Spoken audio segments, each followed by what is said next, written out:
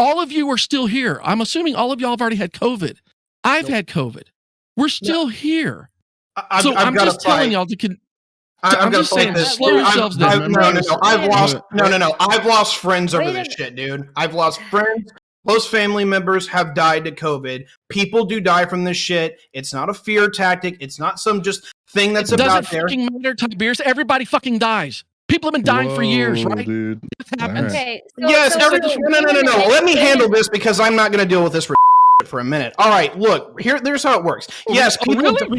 It seems to be the case that just direct cash transfers actually reduce not only like poor health choices, but also like drug use. And if you've ever been on welfare, this makes perfect sense because the only time I ever smoked regularly was when I was on job seekers allowance.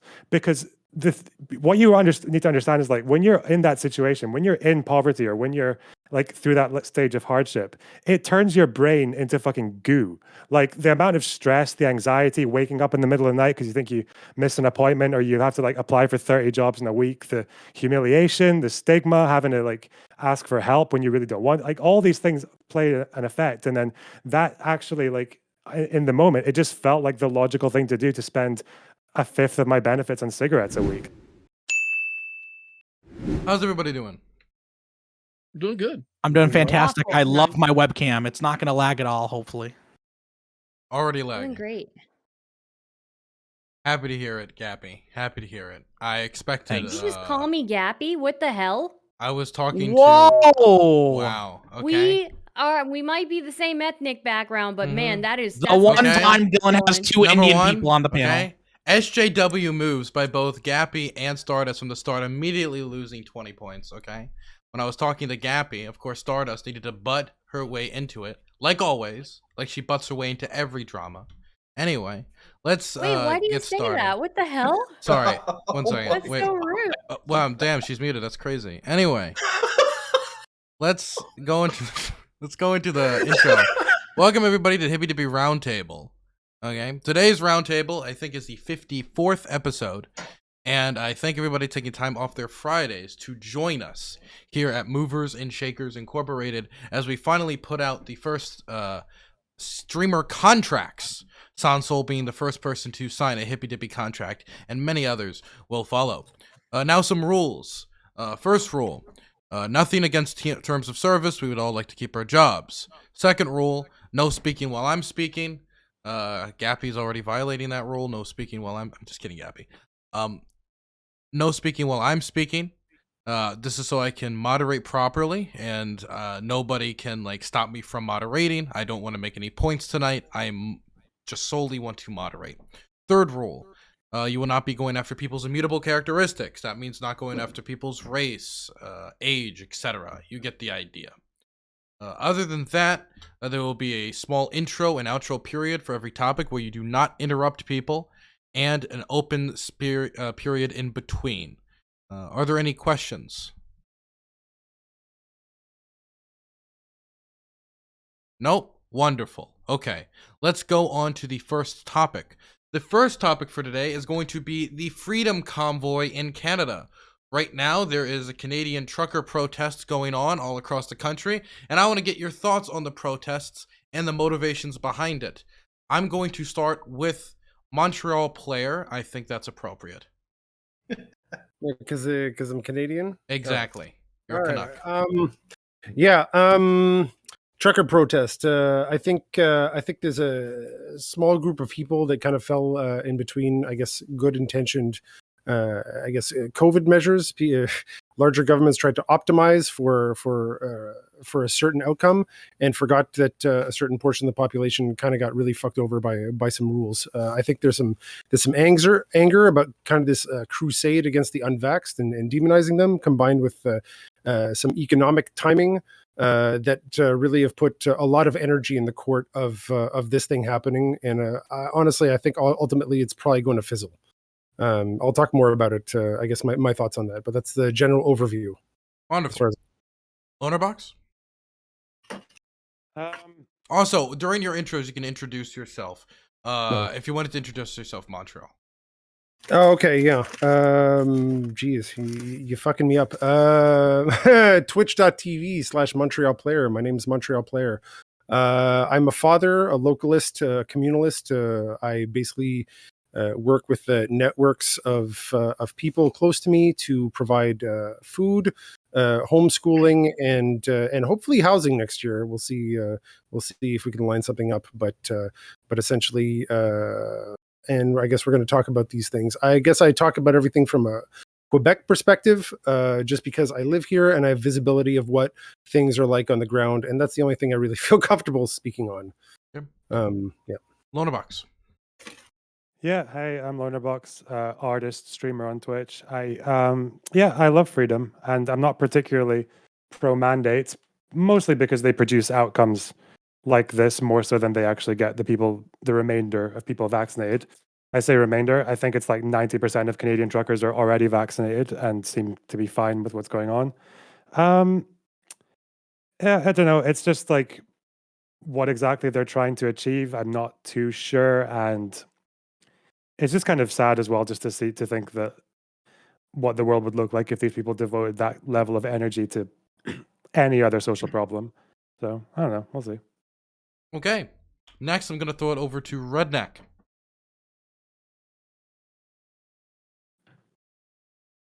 What's cracking? Truckers, working class citizens tired of their government pushing bullshit down their throats, and now they're doing something about it in any way they can. That's it. Plain and simple. You can see it any which way you want, but if it wasn't that, you could put your own policy, your own belief, your own morality on it, but people are tired. They're tired of being told what to do. They're tired of being told how to do it, and this is the reaction that you're getting. And it's going to continue to get worse the more working class people start standing up, because this is it. Everybody's done. We're all done. This is done. This is enough. Governments have pushed working class citizens too fucking far. And I think the more of us need to stick together. Gappy? I completely agree with RedNeq, okay? I think a lot of people are just fed up with the COVID-19 pandemic 100%. And I, like many other individuals, want this pandemic to finally be over, want all these mask mandates to be over, which is why I have decided to get vaccinated, okay? To get both shots, to get that booster shot, because the science shows that it works, okay? And the majority of Canadians agree that they know that the science works 100%. So for this minority of truckers to cause such damage, or not damage, but cause such a ruckus and cause such, I don't want to call it a riot per se, but to have this protest over something that's critical to making sure that our public health systems are safe, that ordinary, everyday, working class Canadians are safe, to protest over something as simple as a vaccine is really stupid.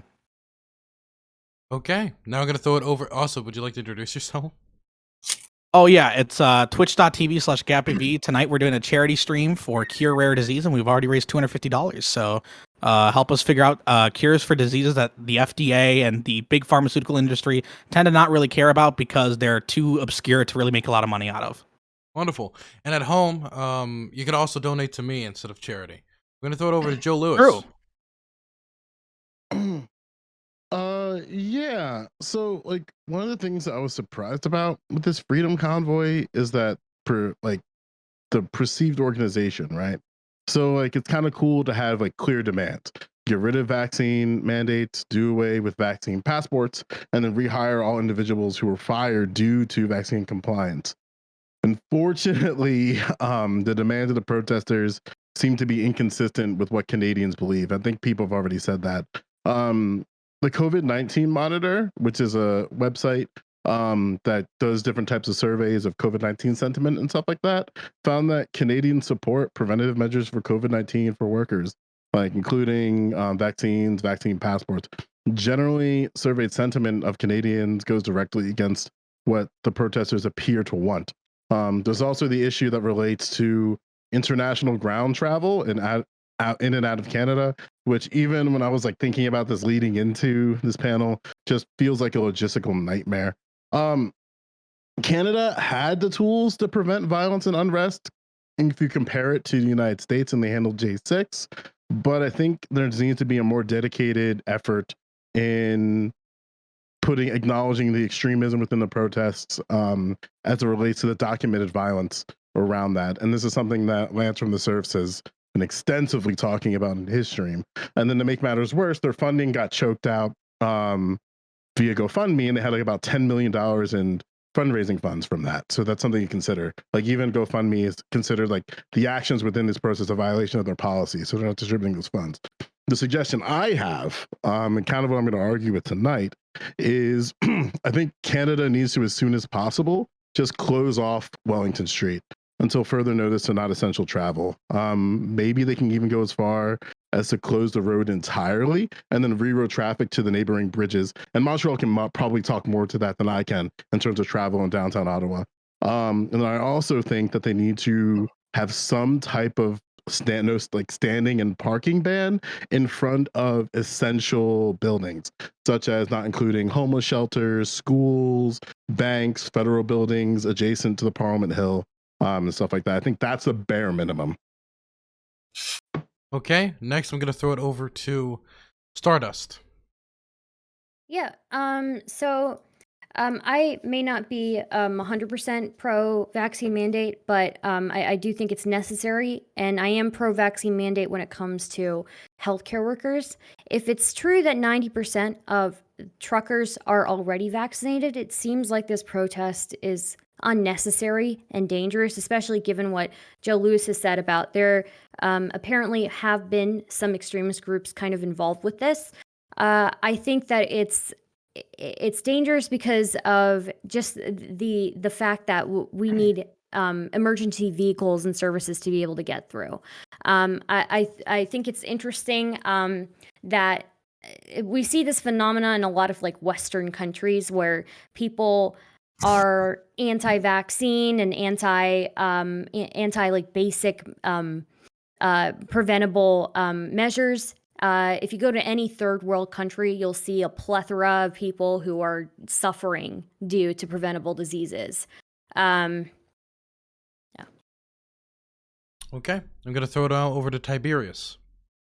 What's going on, everybody? My name is Tiberius D. I'm kind of a geopolitics nerd, sci-fi geek. I like the technical details. But on the other side of that is that I come from a family of farmers, and I'm like neck deep in the epicenter of the vaccine controversy because I got a vaccine. I got the booster shot just the other day, actually it was about 3 weeks ago.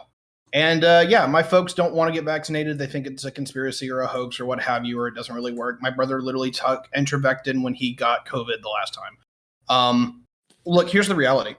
The majority of the communities and societies are against you. You are alone in the dark, and you are going to be drugged, kicking and screaming until you get a vaccine. Even if you don't have federally or state validated mandates, your business is very likely to do it because they don't want you getting sick over and over and over again. RedNeq's talking about the middle class. I'm sure we'll get into that, or the working class. Look, I get it. You guys don't trust government. You don't trust institutions. I'm kind of with you on some of that.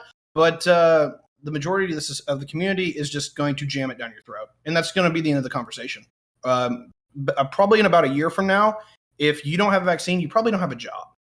And that's where it ends.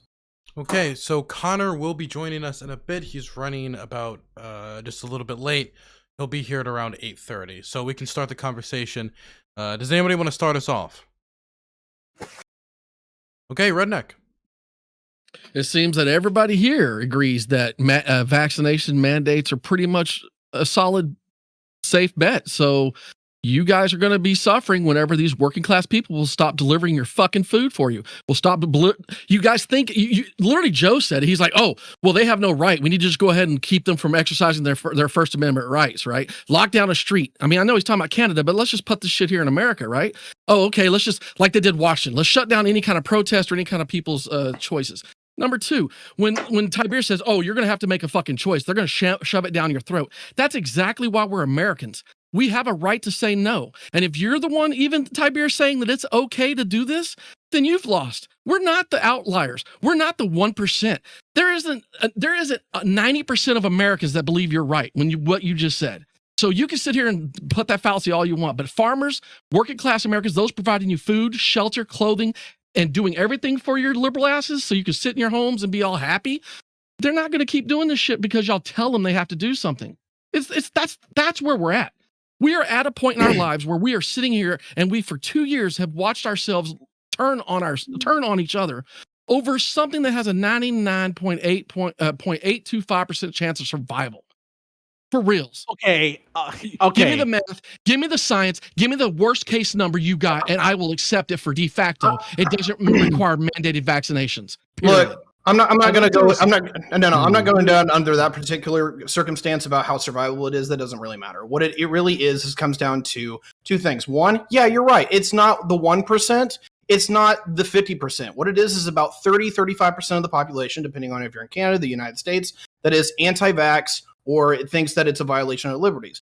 Look, I get it, but here's the problem with this. Usually when you get about 65% of the population that wants something, the other half, right? Or not the other half, the other portion, 35% or what have you, they get drug kicking and streaming for the ride. And this is literally history in memoriam, is that eventually there is a public consensus. And when the public consensus reaches a critical majority, which is about 2/3, everybody else who doesn't agree just has to suck it up and eat it. And that's really what's going to happen But with you this realize issue. that your consensus is reversing, and that's what's scaring y'all. All of y'all that have taken this bait for 2 Reversing. years, Oh no. done How what is it Big Pharma reversing? said. Well, hold on. There's plenty of people that have gotten vaccinated that are now saying, I'm not going to do it again. There's plenty of people that masked up. There's plenty of people that spent the first year doing everything the government told them to do, and they're no longer doing that shit. So don't They sit have here and act like this number's to going up. prove that it's reversing, though. Do you have numbers of that? Do you have numbers to prove I'm not right? Well, yeah. Well, here's the Yeah. thing. Here's the I'm thing, not right. Redneck. You know Canadians what? support the Hang on, vaccine. hang on. Wait, Hang on, don't- everybody quiet, okay? One at a time. We got to keep this orderly. Gappy was the second to raise his hand during this. I kept note of that, so I'll let Gappy go next. Redneck, all I can say is amen, brother. All right. We gotta make sure that we're looking out for that big growing minority, right? The big growing minority of 10% of people, when over 80% of Canadian truckers are in fact vaccinated. It's just absolutely stupid to why argue are they that doing it, Gap? Why are they doing it? If because we 80% have of a the truckers- small Hang on, You've got- you have more you've than got- you have more than the 20% left that are out there. The because truckers are sticking together. Even the ones that are vaccinated are sticking with their non-vaccinated brothers. That is a fact.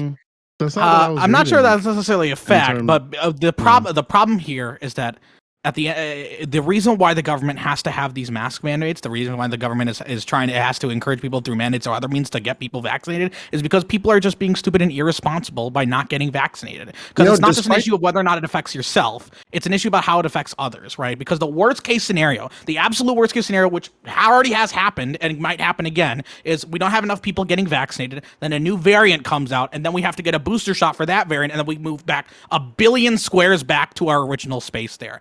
I don't want that to happen. I don't want that to happen to other people. I want to be able to move on with my life, move on past the mask mandates, move on past the vaccination mandates, which is why I've chosen to get vaccinated and I've chosen to get that booster shot, right? Because it's not just about myself. It's about helping other people around me. It's about helping my country move on from this phenomenon. Hey, Gappy, what do you got beside you on your right hand right there? What is that to your right? Is that a cup? Yes. What was in that cup? What are you drinking? It might I'm not become. drinking anything. What are you drinking? I'm not drinking anything right now. What are you wondering? Well, I mean, what did you drink in Mystery that cup? Wait, What this I is like, drink What right did you now? drink in that cup? everybody be quiet. This is a very important line of questioning. Redneck, continue. Okay. It is. What were you drinking in your cup? The last time I was drinking in it, Diet Coke. What? That's not good for you. And it's also been proven to cause a lot of health concerns for later on in life that are going to bring down the financial. You're literally contributing to an unhealthy lifestyle by drinking diet soda. So I need you to stop drinking diet soda so you can protect me and my health care later on so it's available for me to go to the hospital. Well, the Diet difference is soda soda doesn't doesn't involve multiplicative. Everybody quiet. Let me respond. The point was made to Gappy, so Gappy has to respond. Okay. Diet Coke is not going to cause a variant that's going to fuck over other people here, okay? That's the difference, all right? If I'm walking around with COVID and I have a new variant and I transmit it to other people, that's a second pandemic there, How many okay? deaths a year? First of all, I How don't... many deaths a year of diabetes? How many deaths a year of obesity? How many deaths a year? Bro, talk to me. Okay. That's not the point, is whether it's not The- contagious. It is the Yeah, point. the major It point is is that Diet Coke Coke is not contagious. contagious, okay? Diet Coke, thankfully, is not contagious, all right? If I'm going to be dying of type 2 diabetes, I'm not going to be able to transmit that to other people, And thankfully. I'm guess not going to be able to what, drop on It you is and give you contagious type because 2 guess what? diabetes You saw and a then commercial. force you to buy insulin It strips is for contagious cash, because you okay? saw other people Thankfully- drinking it that were overweight, and you thought, "Hey, I can drink this too, right? Like me, I Can't can put drink a diet soda Coke because in it'll be other better for people's me." mouths and be like, So hey, guess here's what, that bro? Diet Coke. It feels Okay. bad to break. It feels bad to live your life immorally based on other health standards. You literally are not living the epitome of good health, nor am I. So if we want to get here, we can. You sitting here saying that you can't catch anything because it's not contagious. Bullshit. It's been marketed to you. It's been sold to you. There's nothing inside of a soda that your body needs, yet you consume it out of what? Pleasure. So guess what? You're consuming something. You're consuming something out of pleasure that we know later in your life will cause you detrimental harm and health, which then will tax the health system. So you can sit here and y'all can act like your morals are higher than everybody else. It doesn't fucking matter what people choose to do with their bodies. You weren't worried about this shit 3 years ago. In 2019, I bet, Gappy, you weren't walking around making sure everybody had a mask on, if they were vaccinated, and that I bet you even went to the bathroom and didn't even wash your fucking hands. You were so normal. I wash my hands because I'm not a degenerate. So sit here, okay? bro. Get on out of here. Okay, well, first of all, Indians do actually take care of their hygiene and health here, okay? Let's not try to get a little bit too wacky here with what we're going with here. But more importantly, I cannot force other people to drink Diet Coke, okay? I cannot force other people to face the same harms that you get when you drink Diet Coke, all right? Whereas, if I'm coughing on somebody or if I'm near someone, I transmit COVID to them, I'm able to actually do that without forcing them to take some sort of action on their own, okay? That's the problem here, okay? There's not going to be a variant of Diet Coke that's going to be causing a pandemic. 3 years ago. I want to look at all of y'all from 3 years ago. I want to see how y'all were living 3 years ago. Pre-COVID. Well, 3 years ago, because guess what? Y'all really think COVID is fucking leprosy. Y'all literally think COVID is fucking the Black Plague. Y'all literally think COVID ain't going to be with us for the rest of y'all's lives. This is conditioning 101. COVID has been with us for 20 years and is going to continue to be with you. Yes, yes, 100%. Okay, that's Gappy, why we have have to to get respond. Then we're vaccinated. gonna go right? Stardust and Joe Lewis. Okay, Stardust. 100%. Oh, sorry. Go ahead. Oh, I thought you were finished. You just stopped. Oh no, I thought you were talking. So I don't. Sorry, your camera's lagging out so much it's hard to tell. Gappy, continue. Okay. The only thing that's lagging more than my camera right now is me trying to understand the analogy here, because this just is not analogous here. Okay. Conditioning 101 is coming from the fact that we are having a substantial portion of people who are not getting vaccinated, who are not taking the necessary health precautions, which is causing variants and causing our entire system to move back several squares. Are you taking necessary health precautions? Wait. If you want to own the government, if you want to own the government, if you want to destroy the government, if you want to show them that the people are the ones who write that social contract and stop the government from mandating those masks and mandating those vaccines, all you have to do is get vaccinated yourself. And if we get enough of a population, we won't have to deal with that. Really? You're not going to have to keep dealing with. That's why they have 2 boosters now and a 3rd coming. And that's because why they told you variants, bro, because people are not getting vaccinated. Bro, here's the problem. You said when they decide to start living safely for others, you're not. That's my analogy. You're not living safely. You're an epitome of unsafe health and living. My choices for my health are not. Do I look healthy enough to ask you a question, RedNeq? Well, next let's let Gappy go finish, and then we gotta get. Yeah, I'll finish really quickly, and that way he can talk. That way Loner can get a chance. Right? Stardust. Okay. Oh, sorry, my bad. Yeah. My bad. Okay. The difference is when I choose to drink Diet Coke or when I choose to be a fat loser fuck and not go to the gym, okay, that is not affecting other people by giving them any sort of disease or condition that can cause them harm, okay? Yes, that's not harming them. Other people harm. Yes, it does. That's not harming them by giving them a disease. I do not send people to the ICU when I drink this Diet Coke. Oh, I'm going to send people to the ICU right now. Oh! Here comes. Gap, here comes. The analogy is quite simple. You stated that those people that don't get vaccinated are causing harm to the rest of society because they can get you sick because it's contagious, which then can cause you to have to go to the hospital. If you're vaccinated, you're not worried about dying. You're vaccinated, right? So y'all really shouldn't give a fuck about half the people not being vaccinated. That's an easy swipe off the earth. The rest of us could just die and you don't have to worry about it. But guess what?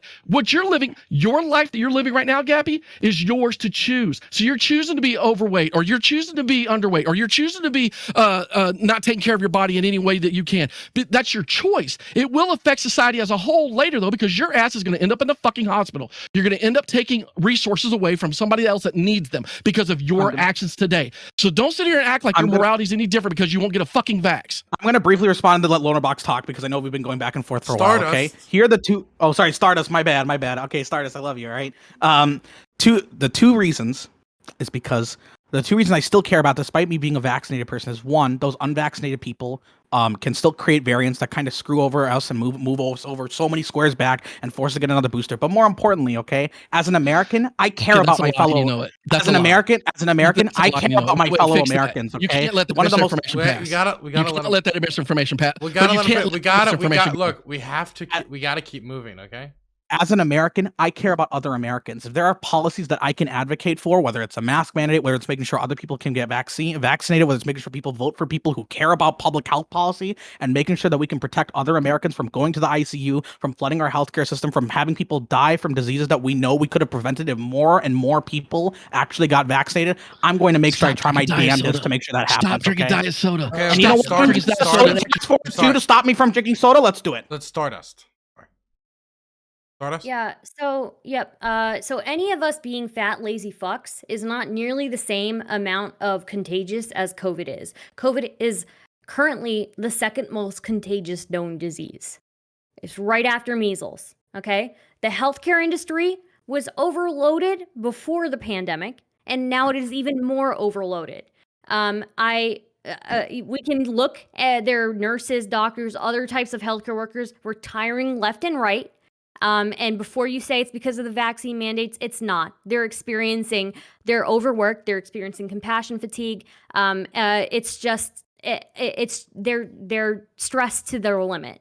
So yeah, I think that the least you can do as a citizen is to get vaccinated, especially when, as Tiberius said earlier, 65% are pro-vaccine.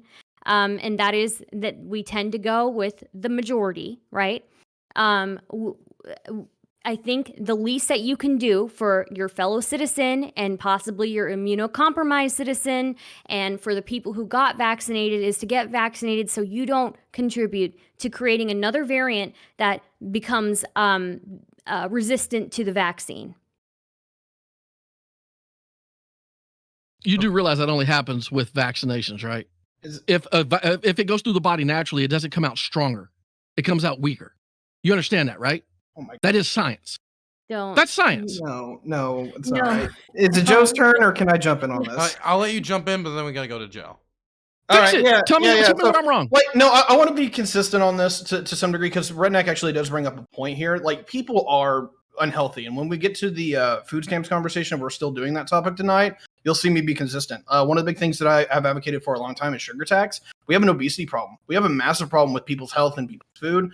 And yeah, like I'm going to be, this is where the authoritarian side of me comes out. People aren't doing the right thing in that they have the right, but they're not exercising their responsibility when they have that right. They're not getting vaccinated. They're getting fat. They're not taking care of themselves. And yeah, I'm expecting that the authoritarian hand of the government needs to start doing shit. Okay, Joe Lewis. RedNeq. Oh, sorry. Yeah, Red. I miss you, friend. We got to argue about something. It's not COVID related. I miss the good old days. Something that I was kind of confused about that you mentioned within my statement was around the closing of roads. So I just want to give you an opportunity to kind of elaborate on that. I was wondering what you thought I said in that, and maybe I could clarify. You were implying that they should lock down the downtown area so that way the truckers can't block it off, and so that way people have access to those services. Yet DC's been blocked and locked down since January 6th or before. Sure, so but realistically, and those hang on, and those services are supposed to be for us. They're public buildings. They're paid for by us, and yet we are prevented from going and getting service at those buildings. And we've been prevented service. So. Yeah, I see where the disconnect is. Yeah, I think I see where the disconnect is. I'm not saying that these institutions and places should be closed off for people. I'm just saying when it comes to the nature of this protest, which is a protest within vehicles, I think it's definitely the right call to limit vehicles, specifically the trucks within these areas. Yeah, you've advocated for highways being shut down for BLM. I'd have it's the same argument. Like think about it this way, right? Like, do we want? No, you agreed that shutting down a highway was okay. You did. Yeah, I stand by the statement. Like, as I'm saying, I'm making the same argument then that I am now, right? Where it's like, I don't want a situation like happened in Nice, France. I don't want a situation that happened in like Stockholm, where like those two incidents combined, killed something like 90 people together. Then even when we had the incident in Charlottesville, like it's very clear. But Joe, you're coming at it from an angle of you're worried about somebody doing something to harm those exercising their rights. So you'd rather just remove the right to prevent something of possible happen. But prevent you don't know if it'll happen. You just want to prevent something possibly bad happening. It's already happened though, Red. They've already hurt people in this protest. But so those were terrorists. Those two protests you mentioned literally were terrorists. Wait, so the people in Ottawa right now are terrorists? That's what I'm talking about. No, They've I'm saying hurt you said the people running over. You're saying the people that ran people over, right? You're using two examples of people. Yes, okay. and don't you think it's probably in our best interest to make sure that citizens in downtown Ottawa are safe from vehicle harm from a protest on vehicles? In this case, trucks. I'm trying to understand why you're not. I want everyone because the streets are paid for by those citizens that are locking them down. And these people the same argument. Look, it's the same argument. You look. I can't. These trucks I don't know how to argue your arguments with you both sides, bro. The fucking BLM movement was shutting down highways in the U.S. And you were saying that cars should stop, and that's fine. They should sit there and wait until they're done protesting. So they should sit there and wait until they're done protesting. So why are you saying that the truckers need to be locked out and moved? No, I'm saying they're more than happy to protest as truckers, but they don't need their vehicle to protest as truckers. Being in the truck is a symbolic gesture, and I totally understand that. But they still have the right to protest in front of the Parliament Hill. I'm just saying they shouldn't be in their vehicles doing so. It could cause potential harm to citizens in Ottawa that have no business. They're not moving. Well, I guess that's how you get your attention, right? Where's your flag that has disrupt? Where is that flag that says vote, agitate, disrupt? Where is that? The thing that my students got me, it's over here in the back. So what's the last word on that? No one's going to notice if you don't inconvenience them. What's the last word? I agree with that. But you're wanting condition how they're doing it, bro. You're wanting to say how to do it. It's very clear that vehicles and demonstrations have led to harm.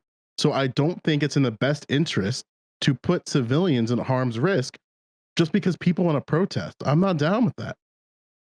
I think that you're conflating a car driving through a crowd and then a group of truckers sitting in front of a Parliament building. A truck could easily hurt more people than a car. I don't think anybody would. If the truck was moving, but those trucks are staying as solid as possible and having messages delivered directly to the source. These are also individuals who have done violence outside of their vehicles. My opinion, it still stands. I mean, I'm glad I was able to clarify, but I think it's probably in the best interest.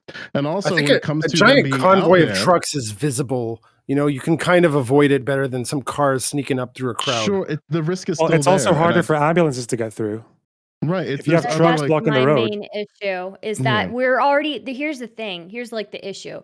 There's already this overload on the healthcare industry. Then we're just saying, fuck all the healthcare vehicles that are coming through that need to get to people. I mean, how much freedom do you have if you can't get like necessary medical care when you're experiencing an emergency? Really? Like, is that freedom to you? I don't think so. It's not the freedom to me. And I don't like the idea that we're just constantly fucking the healthcare system over and over again. Let's just fuck them by overworking them. Let's fuck them by making sure that they can't get to people who are in dire need. And let's just fuck them because we don't appreciate anything that they do, and we're not going to get vaccinated, and we're going to create more compassion fatigue. But this is downtown. So if something happens within Wellington Street, it's going to cause problems. And then it's going to I would have to hear a very good argument to not want to at least close off Wellington Street and then reroute essential travel elsewhere or non-essential. How is it that all of you guys are looking so much pharma boot? Like, how is it that I am the only one sitting here advocating for freedom of choice? I'm not licking pharma boot. Stardust, you've said, hang on, you've said take up a lot of space, right? I'm asking. People don't deserve freedom? Are you serious? Stardust, do you even know what the fuck's happening at the VA in America? Do you even know what the fuck is happening at the VA in America? I mean, yeah, we need to improve things. What the fuck? How is that related to us taking precautions now? Stop.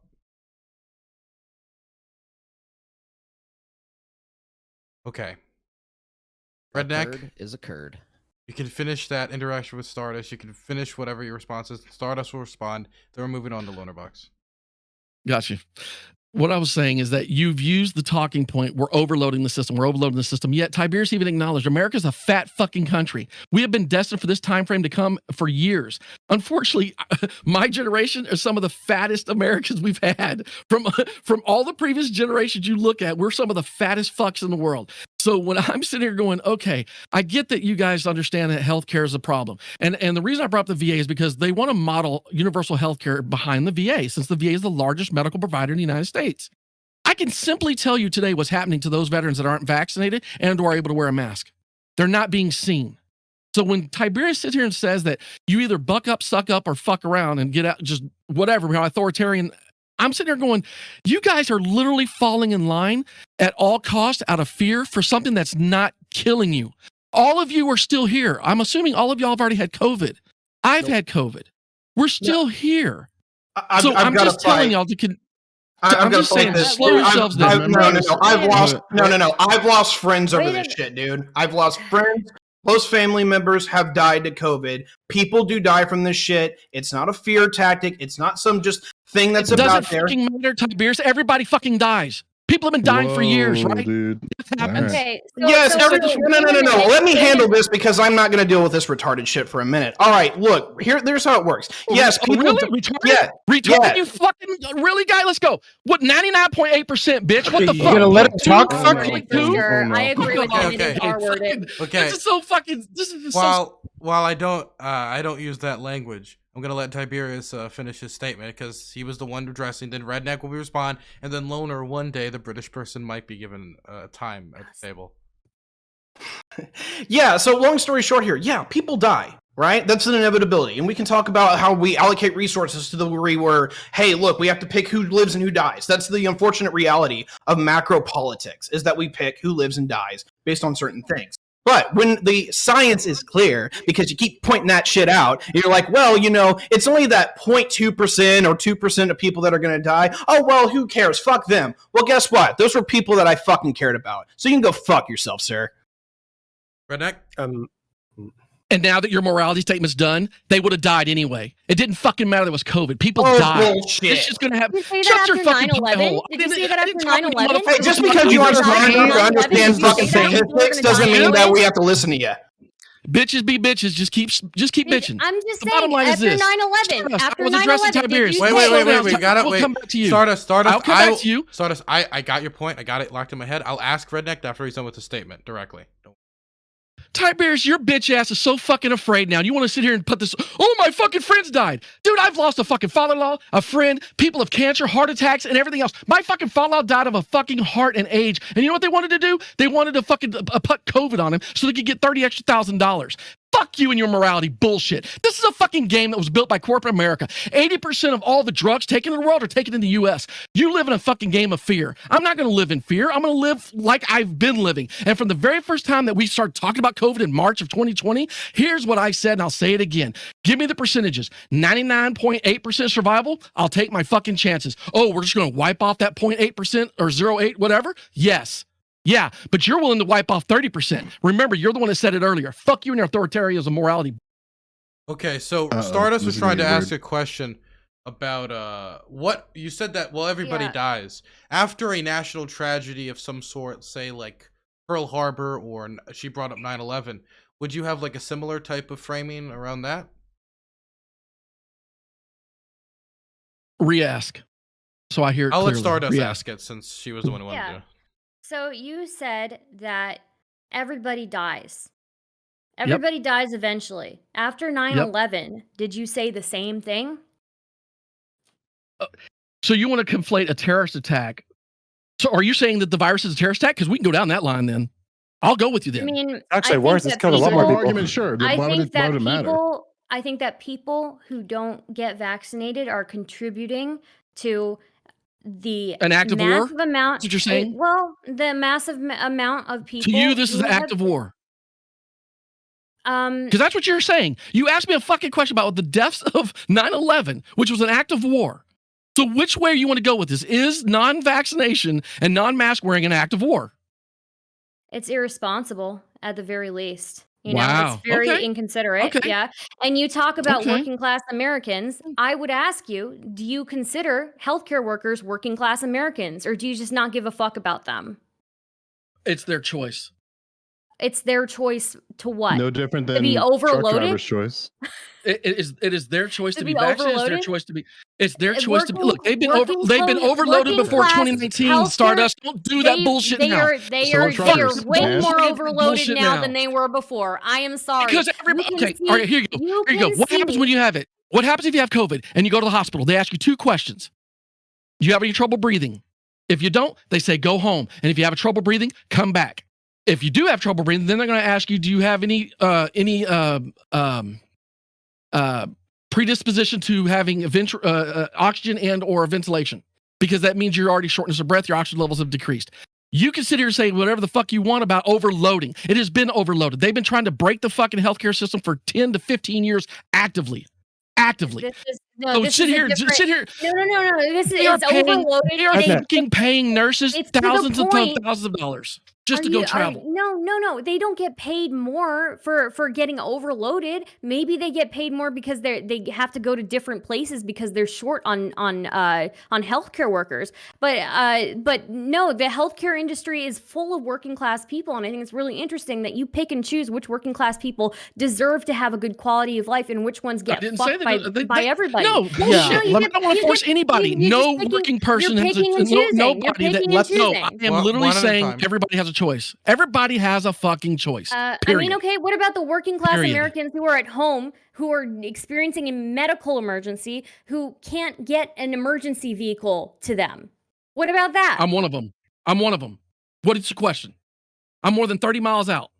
If I start to have a heart condition, if I start to lose my breath because I have comorbidities, I will fucking die in my backyard because the ambulance will not get here in time. I've made that choice to live here. I've made that choice to make that condition a part of my life. The other people did not. You are literally sitting here trying. You guys have if you live in a city, you did not choose that. I'm sorry, you chose that. We're talking about COVID bad or something. Like I thought this was about truckers here. Okay. No, seriously, can we at least talk about truckers in one way whatsoever? Because I was like, haven't we had enough debates about debating COVID bad? Like, seriously. Wait, okay. Well, this is, if you put RedNeq in a room, that will always happen. So no, we're going to bring it over to Lonerbox. When you break in, Dylan, I'm just going to start shouting over people. Is that what we want? Okay, well, there, now you're server muted. You can't shout over anyone. Now get thrown over to Lonerbox. Yeah, RedNeq has okay, bye. He was pissed. Okay, well, he's gone then. The first elimination Lonerbox. ever in Hippy Dippy history. Wowie. Lonerbox. Listen, I'm like you, RedNeq. I don't let other people influence my health decisions, right? The difference is between I don't even know which point to address. Like, first of all, the Diet Coke. You only need contact with COVID once to get sick. It's a little bit different from Diet Coke. You actually mentioned yourself, so you agree that there's like the 99% whatever survivability. I mean, does that mean that you accept that if people don't get vaxxed, then more people will die, or do you think the vaccine doesn't work, or where are you with that? The whole thing with the vaccine when it came out and the whole approach that government took, my stance was there's nothing, if this is nature, there's nothing a government can do to prevent it. So we should already be living better lives. Like the reason I brought that, I picked on Gappy I'm gonna about ask the same question again, by the way. I'll get there. The reason I mentioned to Gappy about washing his hands after he went to the bathroom was a joke. I am severely anal about that shit. I can't stand dudes that walk in the bathrooms and don't wash their fucking hands. I wash my hands when I go in and when I come out. And literally I see tons of people do it all the time. So for me, as soon as we found out COVID was a virus was sweeping the earth, I was like, okay, well, what do we know? Flu-like symptoms, shortness of breath, comorbidities, blah, blah, blah. So I was like, how many is it going to affect? 99.2% survival rate, I believe it was the worst number I saw. And now I think it's 98.825 or whatever. I'm like, there's nothing the government can do. So we as citizens need to take care of ourselves. And that's where I still am. I was not worried about people sneezing around me, and there's been tuberculosis. I haven't been worried about people, I have kids, I got grandkids. It's like, I'm not sitting here thinking about people washing their hands all the time, even though it's one of my OCDs. But it happens, and they're making my fucking food. Like when y'all order fast food, do you even know what's happening? Y'all don't even think about that shit, but you're sitting here worried about somebody wearing a mask. Like I just don't comprehend y'all's level of like, oh, we got to do it to save ourselves. But yet all the shit that's happening behind closed doors, you don't even see. You don't know what the fuck's happening. You don't know what's going on. You don't know if those people are wearing masks around your food. You just assume that everything's going safe, and that makes you feel better. So continue to live like okay, this. thank you. That's okay. That was Okay. So first of all, just before one. Loner, I just want to say, Connor, thanks for coming in at that exact moment because he ran off and you came in. It was like a Royal Rumble moment. It was like an elimination. It was crazy. Okay, Loner, you continue. Yeah. I think the world's a better place now. So, first of all, you keep on using this 99%. Okay, you understand as anyone does that the value of 1% increases if more people get infected. That's why, despite a low death rate, you have 900,000 deaths in America. Second, you didn't answer my question. I'm going to ask it again. Do you think the vaccine helps to reduce the spread and number of deaths or not? Reduce the spread. Number of Vaccines in deaths. general, yes. Let's take off Vaccines in general, yeah. The COVID Vaccines vaccine. in Do you think general- it reduces the number of deaths or not? I'm not going to, no, I don't believe I don't have enough data on the COVID vaccine itself, but on vaccines in general, I believe in them. But not this one. I don't have enough, there's not enough time frame for me to sit here and get all the same studies that we've had with previous vaccines. You read. So- How many studies do you read for other vaccines before you take them?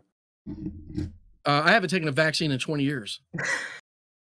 So you're just What? anti-vax. Just say that. Just No, say I'm you not don't anti-vax. believe. Just say you don't believe the science. Why do we have to go through this massive circle and a fucking Because you don't know 2-minute me. tirade that had nothing to do with what I Because asked? you don't know me and you're making assumptions. I was disabled by a vaccine, but you don't want to talk about that, do you?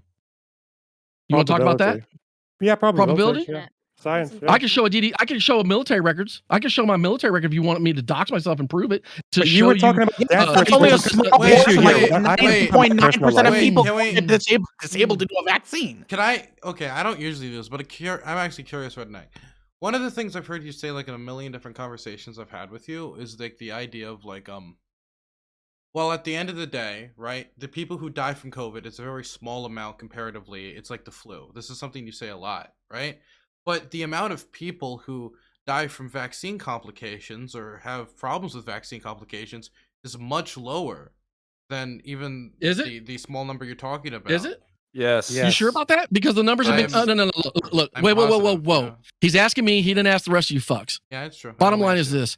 All the numbers have been conflated. They're admitting it now. They're going back and trying to retroly fix the numbers. Any number you spit out when you say, 800,000 Americans have died because of COVID, fuck you. Wrong number. It's conflated. It's bullshit. And VAERS, the CDC's reporting agency, if you guys want to say it doesn't happen, we're watching soccer players around the world dying after vaccinations. Heart issues happen. I'm one of them. So if you guys want to sit here and say these small numbers don't matter, I'm sitting here going, yeah, you're right. I'm one of those small numbers. And that's why I haven't done it ever since. So if you just say I'm a fucking anti-vax, fuck you. My kids have a choice. They want to get vaxxed. My wife wants to get vaxxed. Any family member wants to get vaxxed. I don't preach against it. I don't say anything about it. It's their choice. Well, I mean, There I'm not is- going to use my, I'm not gonna wait, use my personal experience to was score the fuck, points. Was but- the fuck you a general or specifically directed towards me? You and me are not fucking, Dylan. You keep asking. It ain't Bam. Okay. Gappy? Okay. I mean- so Yeah, go on. I don't want to bring I'm trying to think of the nicest way to phrase this, okay? I think RedNeq brought up earlier that, like, it doesn't matter if some people died of COVID. People are going to die anyways, right? But the problem is if we look at other diseases or other conditions, it gets really, really concerning that we're willing to just dismiss that altogether. Take, for example, cerebral palsy, right? That's a... Who is echoing this line? Okay. Is that your new soundboard? No, Okay. Montreal's back. Didn't he? Oh, okay, gotcha. Okay. Also, shout out to RedNeq for not leaving during the debate, despite getting a lot of stuff piled on him. Okay. Anyways, RedNeq, you're wrong because cerebral palsy has like an 80% survival rate, right? Most people will live a totally normal life in terms of life expectancy, and some people will die anyways, right? But if we know for a fact that there are ways to treat cerebral palsy, if we might be able to discover ways to prevent cerebral palsy or even cure cerebral palsy, I think we should be able to try and strive for that so we can save those 20% of people, right? If we know for a fact that a disease like COVID, which affects millions upon millions of people, even still causes thousands upon thousands of deaths, hundreds of thousands of deaths, right? If we can prevent that by getting people vaccinated or by wearing a mask, I think we should do that, right? It's not something that's going to be screwing us over in the long run. Can I? What's up, Connor? Connor, you welcome, Connor. Yeah. Hi. A little intro. My name's Connor. I run a YouTube channel named CounterPoints. I identify as centrist and center right, and I like to yell at people on the internet. And I'm painting Warhammer models, but I promise to yell my fair share tonight. So I want to address like the framing of this because this all started with the truckers, right? So I actually think it's completely fucking cool that a bunch of working class people banded together in order to protest the government. I think that there are Canadians and people in the United Kingdom and all that kind of stuff who are sick of COVID restrictions because they've already gotten vaccinated. They've already done all the steps that they need to do, and yet there's still like hyper restrictive measures that are impeding their economic and health well-being, despite the fact that the statistics show that once you're vaxxed, you pretty much stand a significant less statistical probability of fucking yourself over. So I think that like at some point we have to start talking about what does easing look like? What does easing back into the real world look like for the people who are vaccinated, for the people who have done all the safety precautions, for the people who are taking the boosters? And we can't just keep hiding behind like variant spikes in order to not readjust to the new world. So that's number one. And then number two, my frustration with this is like I wish that like there was a better way to fucking say this, but the truth is like you have to make an educated guess with this shit. I think that with the COVID vaccine, there's a bunch of noise in the data. I don't think RedNeq's completely off base with that. But at the same time, there's stats that basically say that if you catch the disease naturally, pericarditis and myocarditis are the two major risk factors that people are concerned with. That's inflammation of the lungs and inflammation of the heart. There's contradictory studies, but in one of these studies, it basically said that if you get it naturally, it's 457 per million, and then it's like 67 per million with the vaccine. So if it's 67 per million with the vaccine, there are young people who are dropping dead. There are sports athletes who are dropping dead. But at the same time, you have to pick the rate at which you want to be secure. And so for me, I would say 457 per million isn't too bad, but 67 per million is better. Get fucking vaxxed. That doesn't mean that individuals aren't going to be fucked over, but you have to do the individual calculus and make a move. I'll leave it there. Please can I jump in? Please can I jump in? Please can I jump in? Sure, Loner. Okay. I just fact checked the claim about 100 FIFA football players. So if you looked into the details of their backgrounds, first of all, it wasn't just football players. It included basketball, tennis, badminton, hockey, bodybuilding, boxing, canoeing, cricket, cycling, handball, archery, and American football. Second of all, they weren't professionals. It was just sports players in general, some of whom were involved in under 15s. The second thing is that half of them had pre-existing heart conditions before they were vaccinated. And of course, this is 100 deaths.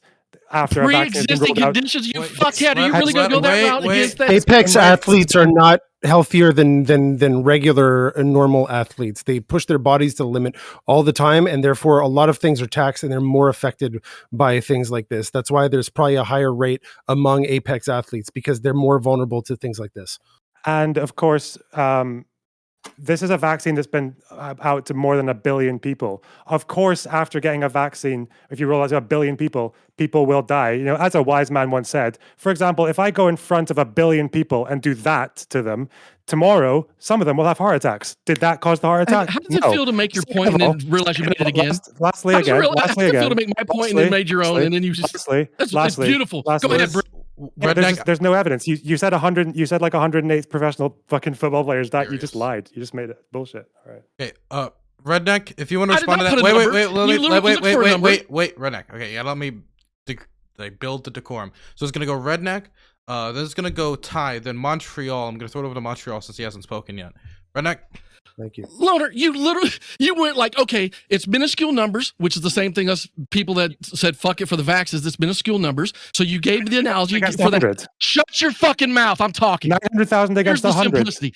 I'm going to body your bitch ass with your own example. You fucking gave the analogy of, oh, well, it's only a few people that got affected by myocarditis or these heart conditions, and you said it was 108. I didn't give you a number. I said there's hundreds of athletes, a lot of soccer players. I said if I said the number 108, I'd like you to find it. But let's just go back to your point. You said, look, it's only affecting a minimal amount. And then you said, and plus, we have to look through the data. And they had comorbidities. You know what every one of these motherfuckers who died of COVID right now in the number books are? Comorbidities. Fuck you and your hypocrisy, morale, and bullshit. Not true. I'm just so stay in America. Stay in America where you can be Americanized and get out of your Brit. Well, wait. How can I stay in America? He's not American. No, he's not American. Number two, it's a topic about Canada. We'll throw it over to Tiberius. Hey, that's part of the Americas, and it will be a part of the United States eventually. So, base. Let's invade England. Anyway, outside of that, Hey Stardust, there was one thing that I did want to kind of pick you with, and just to make sure this isn't the Redneck Power Hour. You were talking about if people have Tiberius, I'm sorry, guys. Dude, I'm taking care of shut my the fuck up. I'm leaving, listening. No disrespect. I'm just trying to take it respectfully. I got to walk out again. I'm taking care of my mother-in-law, so I'm listening. I apologize. Not trying to change your brain. Redneck, if you can just best send me a Fuck, message. You don't Redneck need- left. you don't What are we need to supposed to do now? announce- I You know, can't right? We announce might the actually room. have a real conversation. Hey, Stardust, you were Amazing. talking about There's freedom. one less Sigma in the group. And we were talking about are we free if we don't have access to medical care? Like, I want to go in a little bit of meta ethics with that, if you're willing, because I think that's really interesting. Yeah. So, if you would outline that real quick. So, if you're dying and an emergency vehicle can't get to you when you call for an ambulance or something, I don't know. I feel like that's kind of infringing on somebody's freedom, right?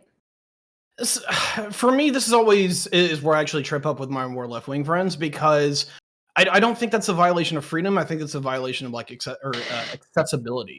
In the regard that, I'm gonna actually bring up Redneck's example there. If you're 30 minutes away from a hospital, do you not have the freedom to go to the hospital, or do you not have the accessibility to go to the hospital? So that one always trips me up a lot. So with Redneck's example, I think what speaks to me is that he chose to live in a place that would, knowing that the hospital was that far away.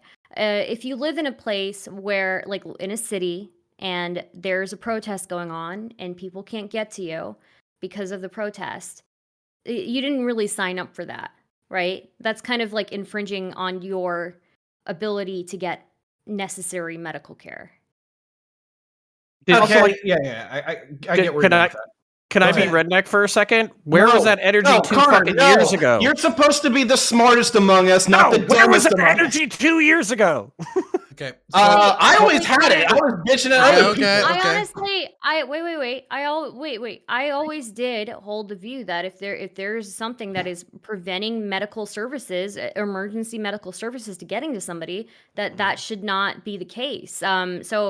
Whether it doesn't matter what protest it is, if it was preventing the police from getting to somebody, I would not be okay with that. So yeah. Known white supremacist Stardust. What? Yeah, well, Okay, let's stop before we derail. I'm joking. We're throwing over to MontrealPlayer, and Gappy, write your name down. Right. Sorry, it's just we're going over the incremental things of COVID, and it's okay, we can talk about that. This population that's affected by this rule change, international basically quarantine rules, if you cross over the border. I mean, how many people is this really affecting, right? 10% of truckers and stuff like that. I mean, think about what kind of person this is. People who have built their entire lives around essentially traveling around a box alone, probably introverts, probably not urban level, lots of contact and stuff like that. What is the incremental optimization we're doing by fucking this over, and at the cost of when there's a time where we're having supply chain issues, we're having all kinds of other issues. This is putting more stress, on labor we don't have right now, to do all this trucking. And especially think about the line you cut, right? International, border crossing in Canada. Most of our trade is in the US. In the US, you can go anywhere else in the US. In Canada, if we want to make money, we have to go see you people. Right. So you're probably cutting off a lot of lines for a lot of people here. And it was threatening that many people's, I guess, livelihood, right? Tends to get them real passionate about things. But on the other hand, they've been threatened with this vaccine. They've been offered $10,000 bonuses to take the fucking vaccine. Okay, they're being threatened with basically losing their income. Okay, and they're like, I don't want to take it for whatever reason. They just don't want to take it. Okay, I'm not gonna judge them for it. I'm sure I'm not going to doubt their reality here, but they're not going to take it. But you want to lock them down and ruin the shit. Why? To eke out a little incoherent fucking percentile to optimize COVID deaths at the expense, okay, of making a bunch of things expensive. It's not about expensive. It's about the opportunity or the options that it takes away from all the people dealing with those expenses, right? The mental health issues, the things you're not doing, the strain that comes from spending more money and stuff like that. You think that's not affecting people too? Okay, is it really this big a trade-off to lax off this little rule? Anyways, if you're thinking about people and stuff like that, because the only metric in the universe is not incremental optimization of COVID numbers, okay? Although there is a massive problem with hospitalizations, with our capacity. But let's face it, our capacity for hospitalizations was terrible before this, okay, in Canada. And COVID exasperated it, all right? But no one's going to fix that. It's all, just COVID now. I don't know. I feel like I've been talking a lot. There's been a lot of things. There's so many things I want to say, but I have to blurt it all out. That's all I can get right now. I'm Okay. lost on a certain another point question that you to ask. made. I wanted to make. I think Gappy was next, but Okay. Is it okay if Joe goes first? Because Joe hasn't talked. Yeah, much. sure, go for it. Joe. Something that I'm confused about, and this is where I'm stuck on logistics. I think the 10-day self-isolation is probably the best within that. And Probably. maybe proof of a negative test. Like, because even when I look at the demands of the truckers, where it's like, get rid of vaccine mandate. And it's like, okay, Trudeau could do that yesterday. What's going to happen when Biden closes the border to Canada again? Like, I don't see a world where you have a removal of the vaccine mandate for truckers and not communication with the United States as well. And that's going to be something where you're going to have to communicate with the truckers in the United States and the truckers of Canada, and they're going to have some type of collective bargaining to see where they can meet in the middle. And I'm not exactly sure their interests would be aligned. Because you would think that if truckers were in support of the removal of these vaccine mandates, they would probably stand in solidarity with the truckers in Ottawa right now. But that doesn't appear to be the case in the States. If anything, I would argue that, like, the culture of truckers in Canada versus the US are vastly different from each other, and they have vastly different issues. So I'm not too sure how much political power they have to implement a change that I think requires direct collaboration with the US, you know?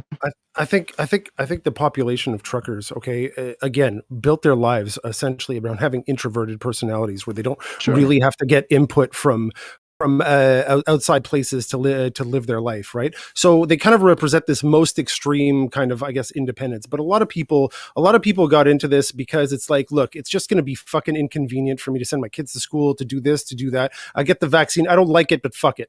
Right? It's not convenient. And they told me I'd be free. They told me I'd have liberty after this. Okay. And they didn't. Now I'm locked down again. Everyone's been locked down for a long time here. Okay. And people are getting fucking sick of it. So when these truckers go around, you're just like, the truckers and the vaccine, I get it. But fuck, man, these lockdowns are annoying. There's a lot of sympathy going on, across the place. Even people who are vaccinated. Okay. There's a lot of sympathy going on. I'll let you go, Connor, in a minute.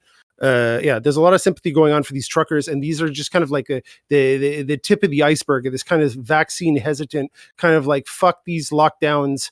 Okay, go on. So can I guess no, Joe, can I back him up real quick, because I want y'all to contend with this. Yeah, but then we got to go back to the list. Okay? Yeah.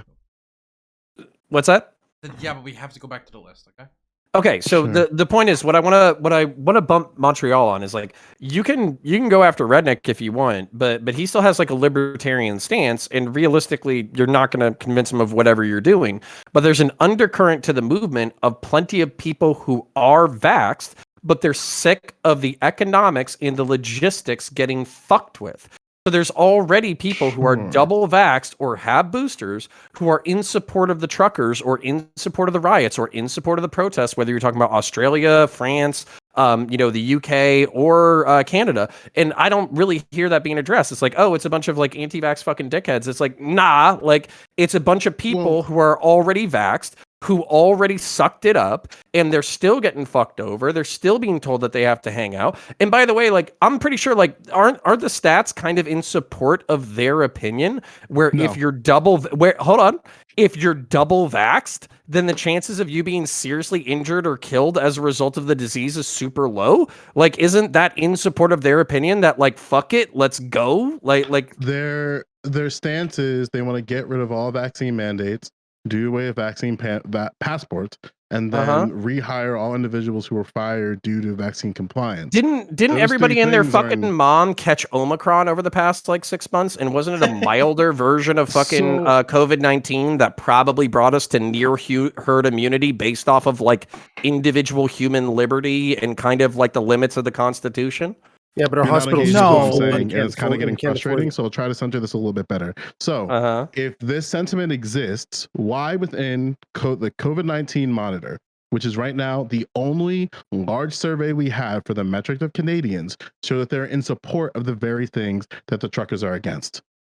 Why didn't the truckers take those surveys? Like, if they're that passionate, how did that show up in the metric? How did that not show up in the metrics? Wasn't your support like 65% or some shit? I'm talking about Canadians here, not wasn't the stats like 65%? No, it's like in the high 90s for a lot of these things, high 70s, high 90s. Okay, so if you have high 90% support for all of these mandates, you have a majority of the population that's vaccinated, then I'm with Montreal. Who gives a fuck? These people are a fragment of the population, and yet you're willing to fuck over already strained logistics supply. This is, by the way, this is like for like healthcare workers in non-critical fucking incidents or whatever, being barred from their professions despite being willing to like take tests and shit. Like, you're literally fucking over the people that are helping you the most, and for what? A fucking virtue signal? Like, what are we doing here? Again, it's to incrementally get that, nudge out that little itty bitty bit of fucking COVID percentage. It's weird. Now, Connor, I think the thing is, you're maybe like you seem to be exaggerating a little. After Loner, literally no one else is allowed to speak besides Gappy. Okay. Sure. Okay, yeah, counterpoints. I think you're maybe just exaggerating like the effect of Omicron and herd immunity, because I think the point there is that is contingent on the fact that we don't have a substantial subset of the population that isn't vaccinated still interacting with each other and allowing for variants to come up again, and that would set herd immunity back. So that's kind of like where the issue is. I also just had a question for RedNeq, because you didn't actually let me finish. I was looking at the some of the causes of deaths for these athletes that were listed as COVID vaccine deaths. Some of them include, one of them was like a heat stroke, one was a motorbike accident, and 3 of them were suicides. I'm just wondering, like, you said yourself that you thought there wasn't enough data or time, specifically time, to talk about the benefits of the vaccine. Why are you so quick to gobble this information that's supposedly against because the you vaccine? just read off the same exact thing that I could read off of why not to get vaccinated or why to get vaccinated. You are ignoring the fact that you're sitting here spewing saying, oh, well, only a few people are affected by this. And then yet you turn around and I tell you the same thing. Look, there's only a few people that get sick and going to die. So fuck it. For me, that's the same choice. But you can't wrap your head around that simplistic of liberty.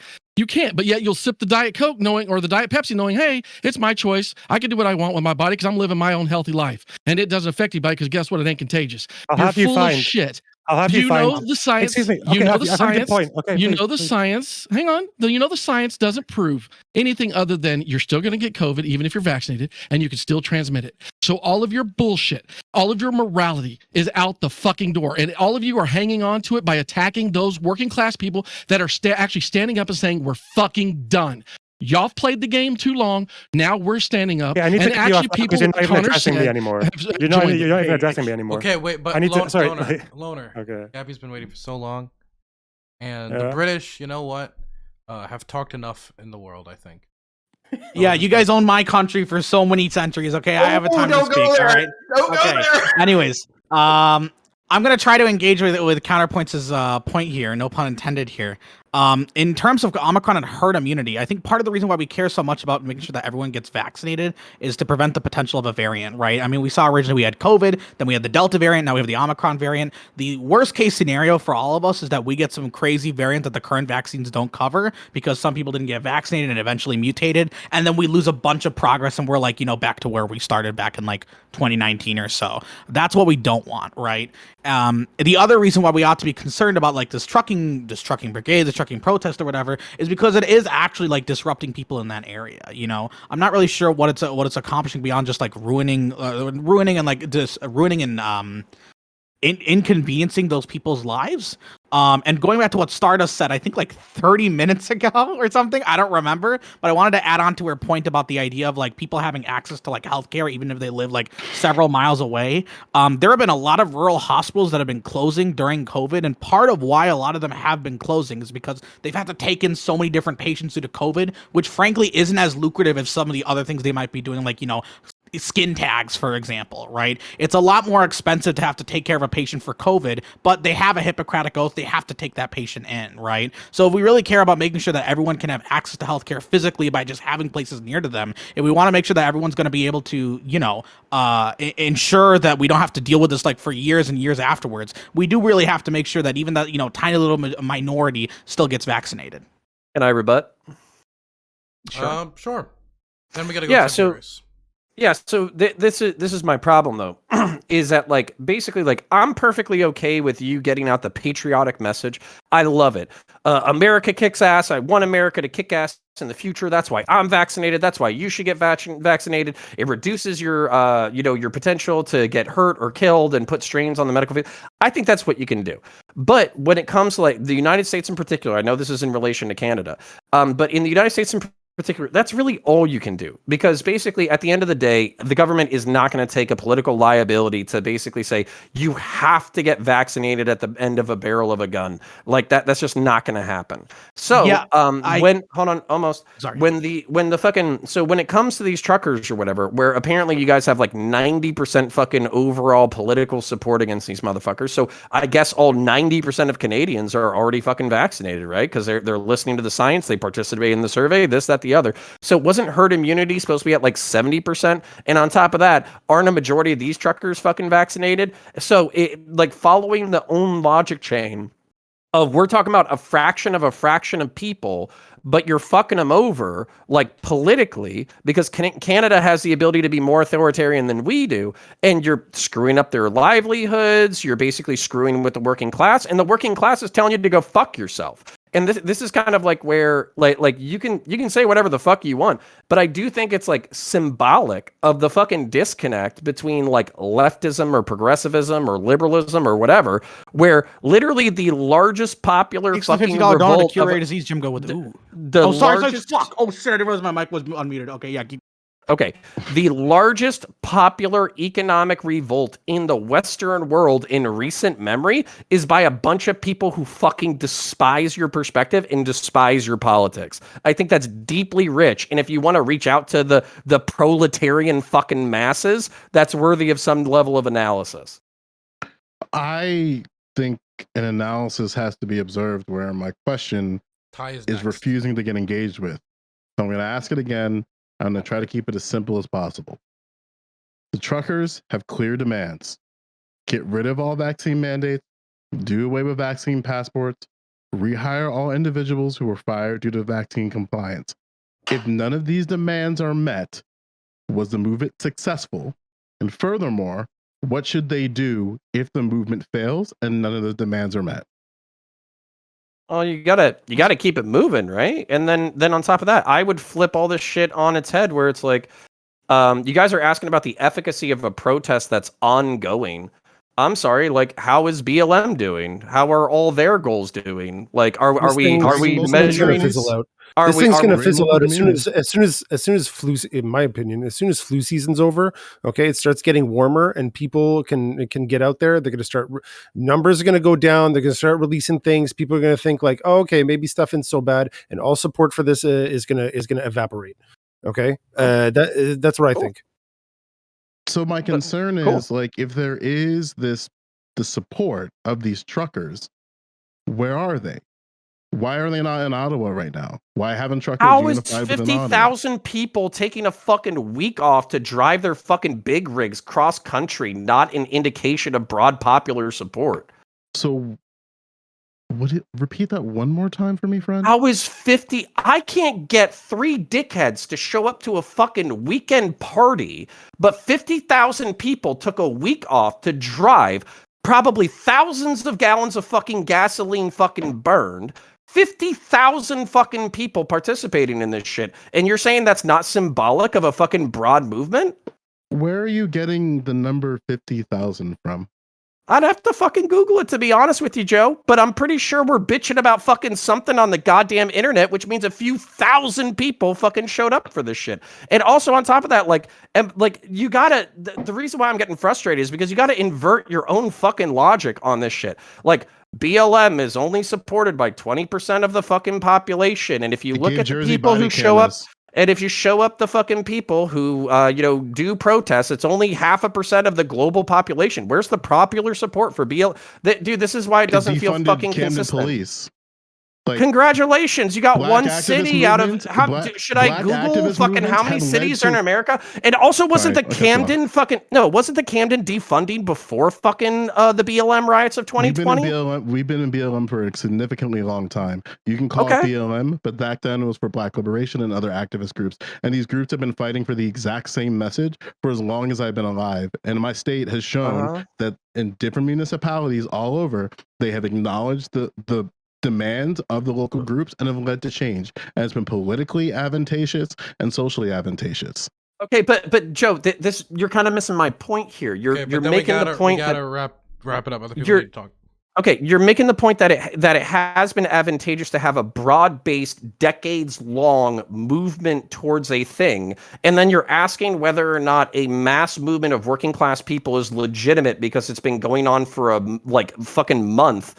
And it has 5% fucking support. RedNeq articulated that this sentiment has been going on for a significantly long time.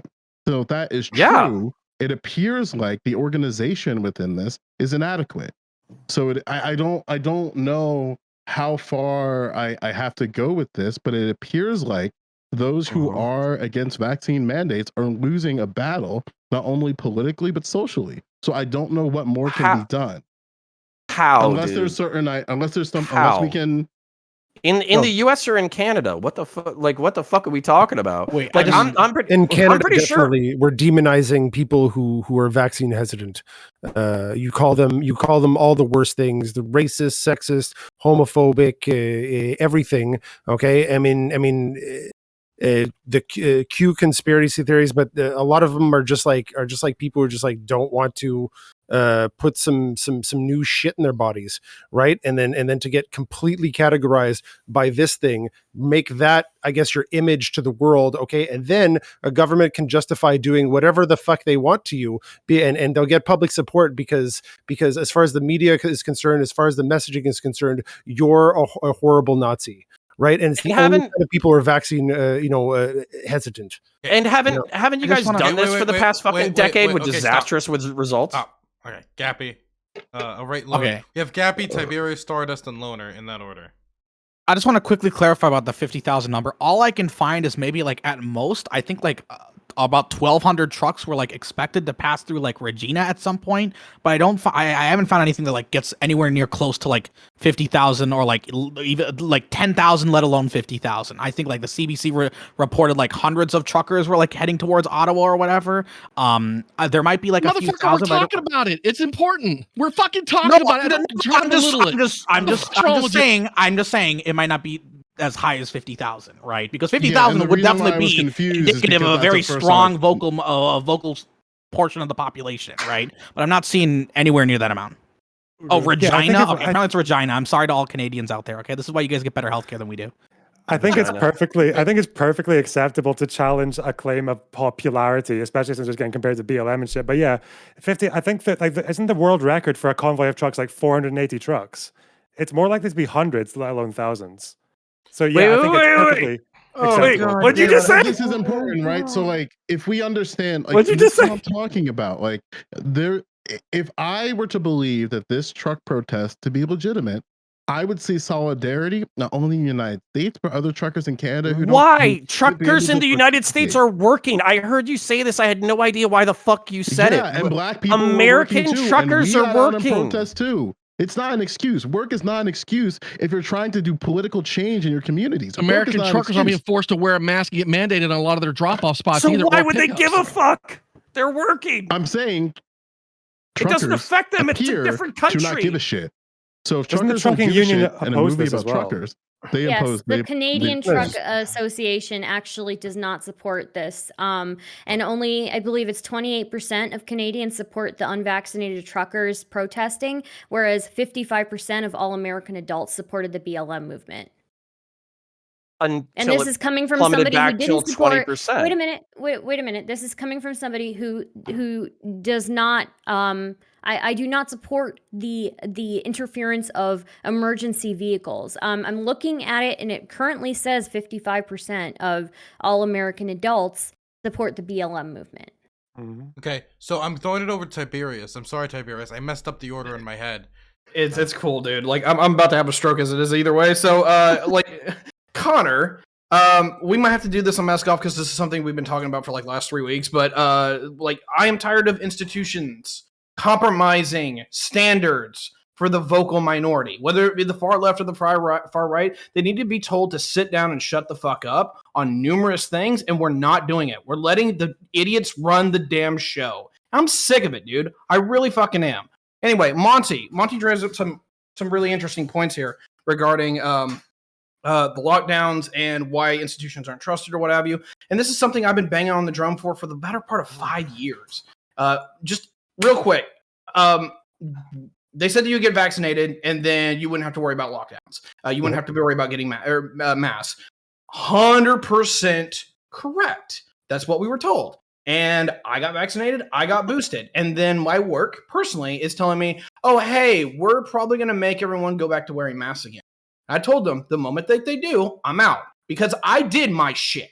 I got vaccinated. I did my job. Let's hold these motherfuckers to the fire and tell them to do their job or tell them to get fucked. I'm over this shit. I am absolutely sick and tired of letting the idiots run the henhouse. We're done with this. Railroad the fucking shit out of these people. Yeah, why are we letting a small minority of people like drag the rest of us around? I just don't Railroad and understand. city skylines, not in real life. Okay. Because we want, because we Tiberius, respect do you people's understand- liberty. Tiberius, do you understand the logic? Do you actually believe that those who are unvaccinated are keeping you getting sick? Do I believe that people that are vaccinated are helping to keep me Are from not getting sick? no, I'm saying you said you've done everything. You've vaxxed, you've double boosted. So fuck it, force it down everybody else's throat. Make them do it so you can have your freedom back. Yet you're acknowledging, I mean, you're saying that those that are unvaxxed are actually what's causing you not to be able to live your life. But yet you've done everything that the state's required, that corporate America is required. Let's go. Actually, I might back you up in some way on this one. Is that my problem isn't 100% with the people. I can actually give people the choice if my institutions will hold a level of standard. And that's actually the problem that pisses me off more. Not that people are exercising their choice and they have a responsibility. I think they're doing it wrong. I can deal with that. The part that I can't deal with is that if I'm going to suffer the consequences of their bad decisions from my institutions, then I've got a problem with my institutions more. So I actually might back you up in that regard. So are you able to die and get sick and die right now from me if I had COVID and came to your house and didn't tell you? Statistically, it is a possibility. Very small. I know what you're going to use this for. No, go ahead. I'll drive down this hole. But yet then you've start us done after everything this. that is available. Yeah, I've per done medical everything. science. Yes. Okay, I have no. I, in taking my vaccine and being boosted once for clarification, I have dropped my likelihood of death by 95%. If you do the same, you drop my likelihood of death down to 99%. I would like you to do that, please, because you know what? I had asthma as a kid, and I'm not sure how well my lungs are going to take fucking COVID. I'm just going to let that marinate in your own brain because I can't help you. Wait, why do you think that's in your favor? Just out of interest, I need to know. I don't. Connor apparently died from not being vaccinated. So we're gonna throw it over to Stardust. He is vaxxed.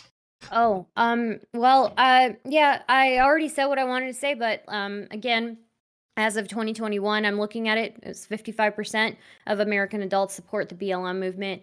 And yeah, only 28% of Canadians seem to support the unvaccinated trucker protest. I do think that we also need to take a look. Oh, is he okay? Now he's dying because he's not vaccinated. Secretly, though. an unvaccinated trucker broke into his place or something. Yes. So anyways, right. So the healthcare industry is what I'm very concerned about, and I think it's kind of shitty that we only care about certain working class people and not the rest of them. And I also do think that if you work in the healthcare industry, you have accepted you've accepted the responsibilities of that job, and one of those responsibilities is getting vaccinated. So. Okay, I think we've touched on basically everything we can on. I mean, this could go on for hours, but I'm probably gonna end it here, and we're gonna have people do outros. So if there's anything you haven't touched on yet, now is the time, and to get your final points out. And we're going to start it with GappyV. V, sure thing. Wait, are you GappyV? Because Yes. on my paperwork it says this is a panel for GappyV. Because if you're GappyV, then I have to disconnect you. I'll contact your attorney about this. Okay. Well, no, like you're GappyV, right? I think we're gonna have to discuss this contract. Well, at a no, later I'm point. just asking. Are you GappyV? Yes. disconnect If him, you're then not, it's I have to fine. disconnect you. It's a hate crime GappyV to alive? disconnect him. I just feel like you didn't ID anybody else here. You only ID'd the Indian Yeah. person. Well, no, here. it's no. If I wait. Lonerbox. Why are you checking my Lonerbox? ID but not anyone else? Are you asking me to Lonerbox. prepay You're too? Lonerbox, I'm right? backing Yeah. up Gappy. Yeah. I'm backing up Gappy. Yeah, he's Lonerbox. So I'm just making sure you're. Oh, so now you're GappyV, checking right? other people's IDs after you check the Indian person's. Okay. I'm checking it. Oh, okay. Yeah. Yeah. You know what? Yes. Now are you GappyV? You can move on to the next Don't person. give in. Don't Okay. give in. Don't okay. do it. No ending statement for Gappy. Well, okay. Uh, Actually, you know, I'll take an ending statement. Okay. You know what? Because I do have something. So you're Is RedNeq GappyV. here? Sure. Yeah. Okay. Is RedNeq here? Yes, yes. Wow. Okay. Yeah. If Diet Coke is going to be sending people to the ICU in the same way as COVID-19, then apparently we're going to have a lot of deaths here. Okay. But the difference is that Diet Coke is not going to transmit it to other individuals. Right. So no matter how much I drink here, it's not going to cause any sort of transmission of Diet Coke disease or obesity. However, when we're dealing with COVID-19, even though there's a small minority who are currently unvaccinated that can cause a potential variant, it can cause unnecessary deaths, it can cause an overloading in our healthcare system. And I think Stardust brings up a good point that if you're a healthcare worker, you probably know the responsibilities and some of the issues that have came up as a result of COVID. There's a reason why so many nurses are quitting their jobs. Nurses are not making bank unless they're working like dozens upon dozens of hours a week at like 2 or 3 different places doing time and a half over and over again in the COVID units. Okay. They are not making bank here, and we are putting healthcare workers, we're putting average everyday individuals, and we're putting technically all of us at risk with the potential of a future variant. Okay. So I'll keep drinking my Diet Coke. I'll keep being a fat fuck because you know what? I've done one of the most important things that I can do to make sure that this COVID variant is gone, to make sure the mask mandate is gone, and to make sure the vaccine mandate is gone, and that is to get myself vaccinated so that we can slowly move up to a way higher percentage, all right? Wonderful. Also, Gappy is raising money for Cure Rare Diseases. I retweeted his thing on my Twitter, so if you wanted to check out that charity, you can just check it out on my Twitter. Now we're going to throw it over to CounterPoints. Yes, I think we're already fucked, and we've done basically what we can do. I think that you do have to accept the vocal minority because, let's face it, we live in a democratic republic. That's the whole reason why we set the shit up, was so the tyranny of the majority couldn't overpower the tyranny of the minority. Freedom doesn't just mean the freedom to do cool, incorrect shit. Freedom means the freedom to be cringe. So even if you hate it, it doesn't really fucking matter. And basically, at the end of the day, I don't want the government to have the authority to say at the end of the barrel of a gun, you have to get a shot. I think the statistics support getting a vaccine. You should do so. You should get your booster. But at the same time, you have a limited amount of authority to assert over your fellow citizens. You should recognize that, recognize your limitations, reach out with love and understanding and maybe some memes. But at the end of the day, you're powerless. And also want to point out one more time that so somebody said that the largest convoy was 430, like in history, was 430 vehicles. In this bunch of fucking, rednecks and fucking 18-wheelers had 1,200 fucking vehicles. So that means that a bunch of fucking working class dickheads tripled the longest convoy in fucking history, and you're acting like it's no big deal. So, plenty to pull apart there. Not near 50,000 though. Well, 50 my butthole. I also want to say that if the government made cringe illegal or regulated it, most Twitch streamers like myself would be out of a job. All would be gone. So now I'm going to throw it over to Joe Lewis. So something that's been kind of on my brain with this are some words from Kwame Ture, and basically something that he argues, which I strongly agree with, is that mobilization should lead to organization. And the one thing that this movement of truck drivers have shown, that they're mobilized, but they are not organized. And the thing that they should want at the end of the day is power. And if they were an actual organized mass, then they would want to lead to power. And that's like the end of the day. Like, they shouldn't want the fame, they shouldn't want the fortune, they shouldn't want the popularity, they shouldn't want the money, they should want power. And if you have political mobilization, anybody can be politically mobilized. Like, if Sally gets fired from her job because of a vaccine mandate, the righties will show up. They'll show up in solidarity. Oh, the vaccine mandates of this one union is unjust. People will show up to that. But it's very clear in the sentiment of these truckers that they're not looking for actual political power. They're just looking for another thing to be upset about so that they can go on to the next thing to be upset about. I don't think this is adequate. I don't think this is good. Mobilization should lead to organization, and an organized mass gets power and wants power. And if you're not aligned with that, then fuck your movement with your fucking Toyota trucks. Like, I'm sorry. Like, if these people who are against vaccine mandates, I'm like, I'm not anti-vaccine, I'm anti-mandate, great. Then you want political power, but your very arguments of anti-authoritarianism and like we're against authority, then it's directly against your desire to want power. So fuck off. Go fuck yourself. Like, I don't know what to tell you. It either be an organized mass or LARP. Like, I don't know what else to say. Okay, now I'm going to throw it over to Lonerbox. Yeah, just to restate the thing about the size of the truck convoy. So yeah, as far as I've got here, the Guinness World Record for the size of a biggest truck convoy was in Egypt in 2020. It was 480 trucks.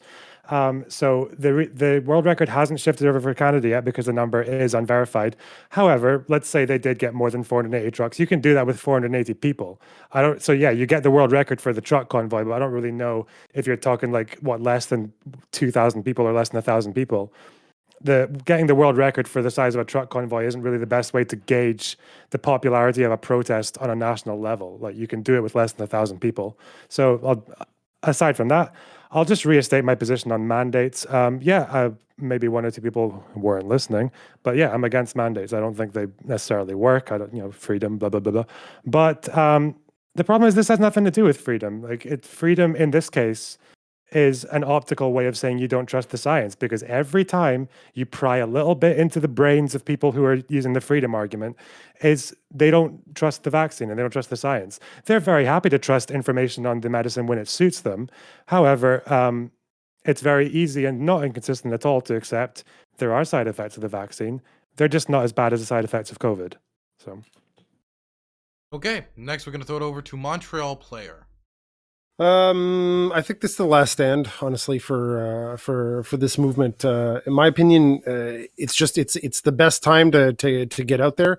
People need labor. The inflation thing is going to kill fucking Democrats in the States, man. But even though it has nothing to do with it, it's just perceived. So people need labor really badly right now. Winter fucking sucks. Okay, in Canada, especially when you can't do anything out there, so people are goddamn upset, and therefore you got that anger kind of like feeding in there, like in a tertiary way. I think honestly, it's not like the Trump, like, oh, when when spring comes it'll be over, but it's just flu season is going to stop, and the more environments we have to spreading things is just going to lessen, and people will just start feeling more at ease. They'll open stuff up. People will start having lives again, and they'll start caring. It's just a perception thing, right? New drivers can be trained really easily. You just replace these people who are just inflexible to this. I don't see how this kind of decentralized movement is going to hold any steam in the long term. But then again, I think the people who are doing it, it's kind of their what's the last raison d'être before you die. No, it's the last like stroke before you die, because they're putting their whole livelihoods on the line. They realize that it's like how can I outlast this before I basically have no more income coming in? I used to do the big routes into the States, and now I just can't do it anymore. And for whatever reason I have, I just don't want to get this shot in. If it's to defend my freedom, I'm just afraid of this, or whatever it is. I'm not going to invalidate them, but they'll do it. They'll be this stubborn despite all the threats and stuff like that. I guess they're going to stay there. So that's it. It's just it's a little yeah, that's it. That's all I have. That's my final thought on that, I guess. Okay, now I'm going to throw it over to RedNeq. Before Connor came on, it was amazing to me that first off, thank God me and Connor agreed on something for a change, because usually he's a little bit more center than I am on a lot of stuff. I go a little further than he will, but he got to the crux of it. I have a hard time understanding why all of you guys, every one of you that have advocated for vaccinations and mandates and masking, can't step back and just look at yourself. Like Connor said, just introvert your thought. Just literally just stop and reverse what your thought is and go to the other side. Can any of you guys imagine living a life without medications? Can any of you guys ever imagine living a life without taking or putting anything into your body that was man-made? Is there people out there that live that way? There's people's cultures and religions that don't allow them to receive science or any of the advances that we know actually work? Are we supposed to just shun them in society and tell them to fuck off and die? They're probably going to die anyway, but they haven't. They still exist. We got to think about people's actual rights. For those of you that are on the left, y'all preach all day long that those of us on the right are conservatives, or conservatives are fascists. We're authoritarian. We want everybody to be controlled. Yet you guys are advocating for corporations to do it. There is the government has no actual say about these vaccinations, these medications, or these drugs that you're putting in your body, other than the FDA and the CDC and what they all agree upon. Yet it just seems that the collaboration between these big corporate, aka big pharmas, you guys are all literally right there ready to lick the boots. And I'm sitting here kind of going, I'm the one that's supposed to be a capitalist shill, but you guys are corporatists to the fucking max. What happened to choosing what goes in and goes out of your body and letting everybody live their lives as they see fit without you being afraid of it harming you? What happened? Well, and that's where I'm going to leave it. The hospitals got clogged and people died. Right. During any statements, we do not state anything. If you want to say anything, if you want to rebut, I'm sorry. I'm sorry. No worries. If you want to rebut anything during the start of next statement, you can, for the last time, speak on this. If there's anything, any statement you want to. Yep. Throw it over to Stardust. Yeah, I agree that essentially, yeah, you should have the choice to do what you want with your body, for sure. And that's why when protests have the potential to block emergency vehicles from getting to you and providing life-saving treatment or getting to you and putting a fire out, I think that's really mega bad. Protesters at this I've looked at some of the reports. Protesters have been attacking emergency vehicles when they can get through. Police have been advising healthcare workers to not wear scrubs because the protesters have animosity towards healthcare workers. And you know what? It's not licking pharma boot. It's literally just other working class people. I'm just not picking and choosing which ones deserve more and which ones deserve to get fucked. We've already got working class people who are getting fucked in the ass by this, and sorry for my language, but it just seems like you are okay with letting some working class people exercise their freedoms at the expense of everybody else. So, yeah, that's it. Okay, I'm going to throw it over to Tiberius to wrap us up. Cool, fantastic. I'm gonna have to rapid fire this one because I've got a lot. Anyway, shout out Connor real quick though. Is that look? I get freedom. I get having the conscience to object and freedom of speech and all that. But having a right without responsibility is going to lead to that right being destroyed or taken away from you. I guarantee we're gonna have to talk about that conversation when it comes to guns in the coming topics. That is incredibly important. And when it comes down to it, I don't think these people are just using their responsibility correctly. When I see most of the smart people, most of the wealthy people who disagree with each other, who hate each other, literally getting together in unison and lockstep over a certain issue, probably a good idea to pay attention because they're probably right. Second thing, when it comes to statistics, look, I studied in economics. I get statistics to some degree, not the best at it. But seatbelts, yeah, they're a pain in the ass. But they're 90% more likely to save you. That's why you get a vaccine. Just bar none. It is more likely to save you, save your friends, save your family. You know, statistics isn't hard. When it comes to Diet Coke, I can't wait to this one, right? Because when we get to the food stamp topic, I'll talk about this one. Yeah, you know what's actually probably more dangerous than COVID? This shit. Sugar. We'll be getting into that when it comes to the food stamp one, so I can't wait to do that. But yeah, when it comes full circle, yeah, some people just need an ass beating, and I'm kind of tired of listening to the people that need an ass beating. Thank you. Okay. We're now going to move on to the next topic, but for everybody in chat, I'm posting a YouTube link. I just released a video. It is a documentary on the death of r/anti-work. I'm very happy about it because I got to cover the fall of it live, the publishing of their response and them deleting it live. It was quite fun. Heem and Rhizome, two great creators, are involved. I would love if you guys went and checked that out. Very happy with the intro and everything on there. Produced by Lenuski, one of my new editors. Anyway, other than that, let's move on to the next topic, which is something that's been part of the Twitter discourse for a while now. Food stamps and EBT and hot food. So there's been a heated discourse online started by internet heels like Doomer Media and others, who I hear is in negotiations for a Hippy Dippy contract, and others, about food stamps and EBT and hot food, and whether EBT should be allowed to be used to purchase food at Mickey D's. Are the chicken nuggets able to be purchased by food stamps? So I'm going to go around the room, ask everybody their opinion on this food stamp topic, and I'm going to start with Joe Lewis. Should food stamps and EBT be allowed to buy McDonald's and other fast food chains? Yeah, my explanation to where I'm going to get to is kind of long. So I'll try to keep it like Under a quick and minute. spitfire. Yep. Right? Yeah. So like SNAP and WIC are a critical role to helping low-income families break out of poverty and potentially break out of hunger and like diet-related disease. Both these programs, for those of you who don't know, from like other parts of the country or other parts of the world, they augment household food budgets and allow people to purchase foods and provide nutritional education for the participants. With that being said, there's three groups that you can observe with SNAP. You have people who receive SNAP benefits and need more benefits to get food they need. You have people who are eligible and not enrolled. And then finally, you have people who don't meet the requirements at all. Depending on how you view food insecurity, your recommendations will vary. For instance, if you're looking at food insecurity as an individual problem and people need to be emboldened to make better decisions, something you could support is the expansion of SNAP Ed and grants within SNAP Ed to local grocery stores, farmers markets, if that's available into your state, and then also increase the availability of education classes so that food insecure individuals can learn the tools to how to like cook healthy food and have more sustainable and responsible purchase options.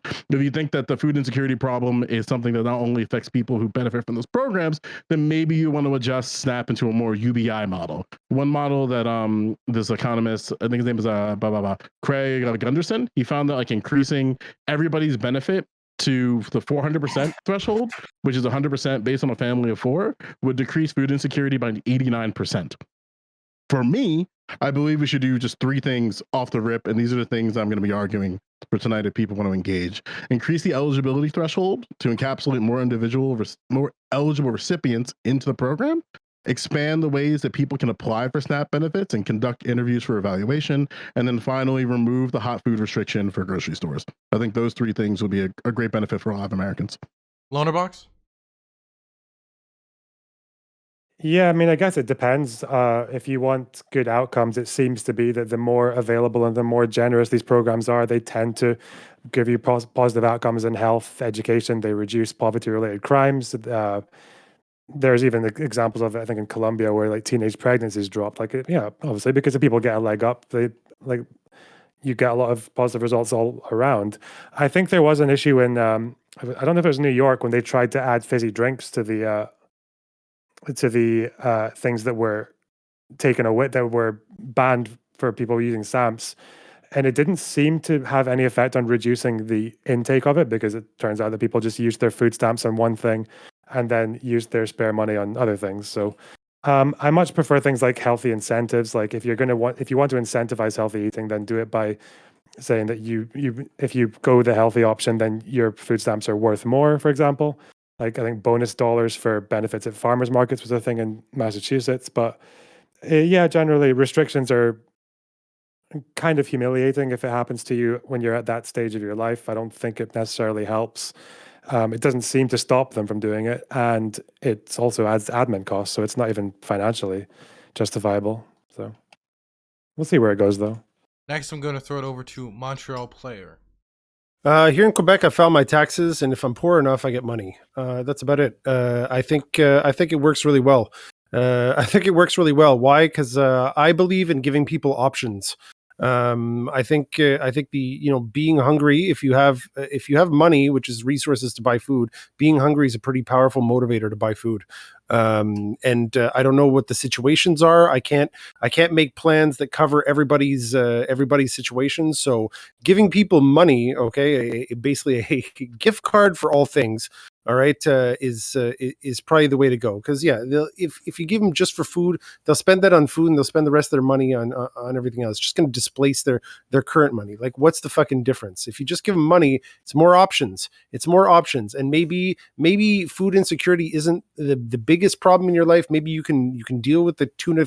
A can of tuna a day or something like that, but you've got other problems. If you can solve another problem and give you a little bandwidth to work on all the other stuff, that's probably better, because it gives you more options, and you can work on the things that are just blocking everything else from getting out there. So that's it for me. It's just like, just give them money, let them spend it on whatever they want. Okay, I trust people. I mean, no, clearly some people aren't to be trusted, but for the most part, I trust people to try to keep themselves alive long term with the resources they have.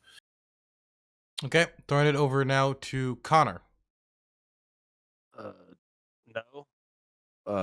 No to the fast food. Maybe yes to the hot food.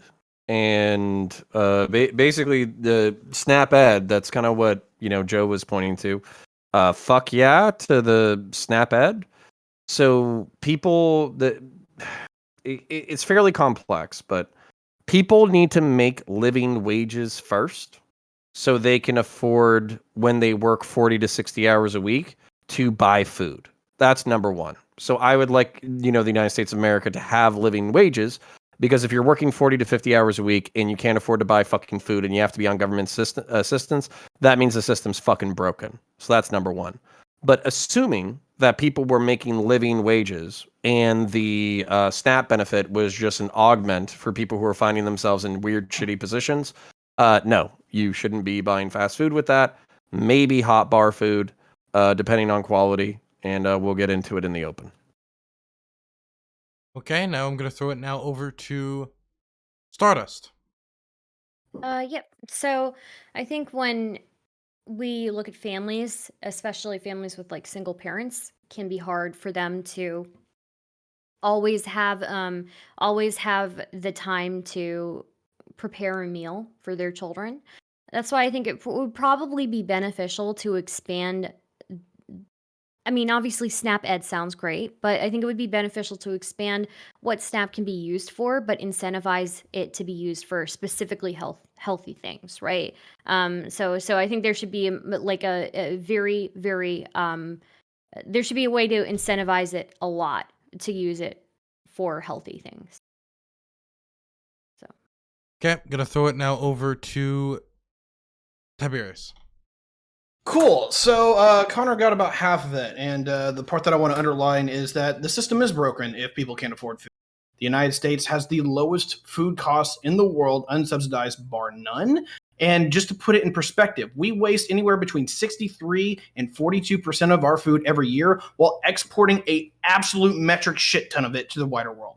Well, yes, if people can't afford food in that situation, like, the system's broke. Here's the other thing. Like, as much as I want to just be like, oh yeah, EBTs, do this for that. It's not that I'm worried about fast food or that. I find that the entire conversation around EBTs is just screwy and misses the forest through the trees. Our food is terrible. It's cheap, but it's awful. And when I made the comment about, hey, this thing's more dangerous than COVID, I'm not memeing. I'm dead serious. the number one killer of people in the United States year after year after year is heart disease. 950,000 people every single damn year. And that's not counting all the other things that morbid obesity and just obesity in general can do to you. So it's probably more like 1.2 to 1.5 million people that die from complications of obesity every single year. And sugar, just to let you know, has statistically the same level of addiction as cocaine. Yeah, we need to have a real conversation about what we put in our bodies, yes, but it's not vaccines. It's about the food that we fucking eat. Thank you. Okay. Now I'm going to throw it over to RedNeq. I think the government should get out of food stamps altogether. I think we need to have the government remove all the limitations on restaurants being able to serve leftover food at night, or give it away to local shelters. I also believe in the hot food at grocery stores. I also am about the dry goods, understanding that shelf life on dry goods and also goods that are claimed to be going bad still have a week to 2 weeks left of life. So your local food pantries are being restricted from local business laws and rules about liabilities. Well, if the government's willing to waive the liabilities for 75 years for pharmaceuticals, why in the fuck can't we waive the liability for canned good manufacturers? Because there's sure are a lot of dented cans that go in the trash cans behind Walmart every night, and it just seems odd to me that we can't just say, hey,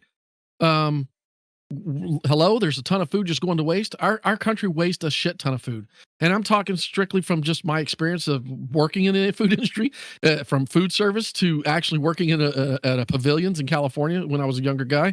I saw it. I threw out tons of good food, and they always said it's because of liabilities. I understand somebody may want to, there's the nefarious things that can be done, but we waste so much fucking food in this country that to me, that's the biggest argument I think all of us could agree on. We can find a way to get that food to people.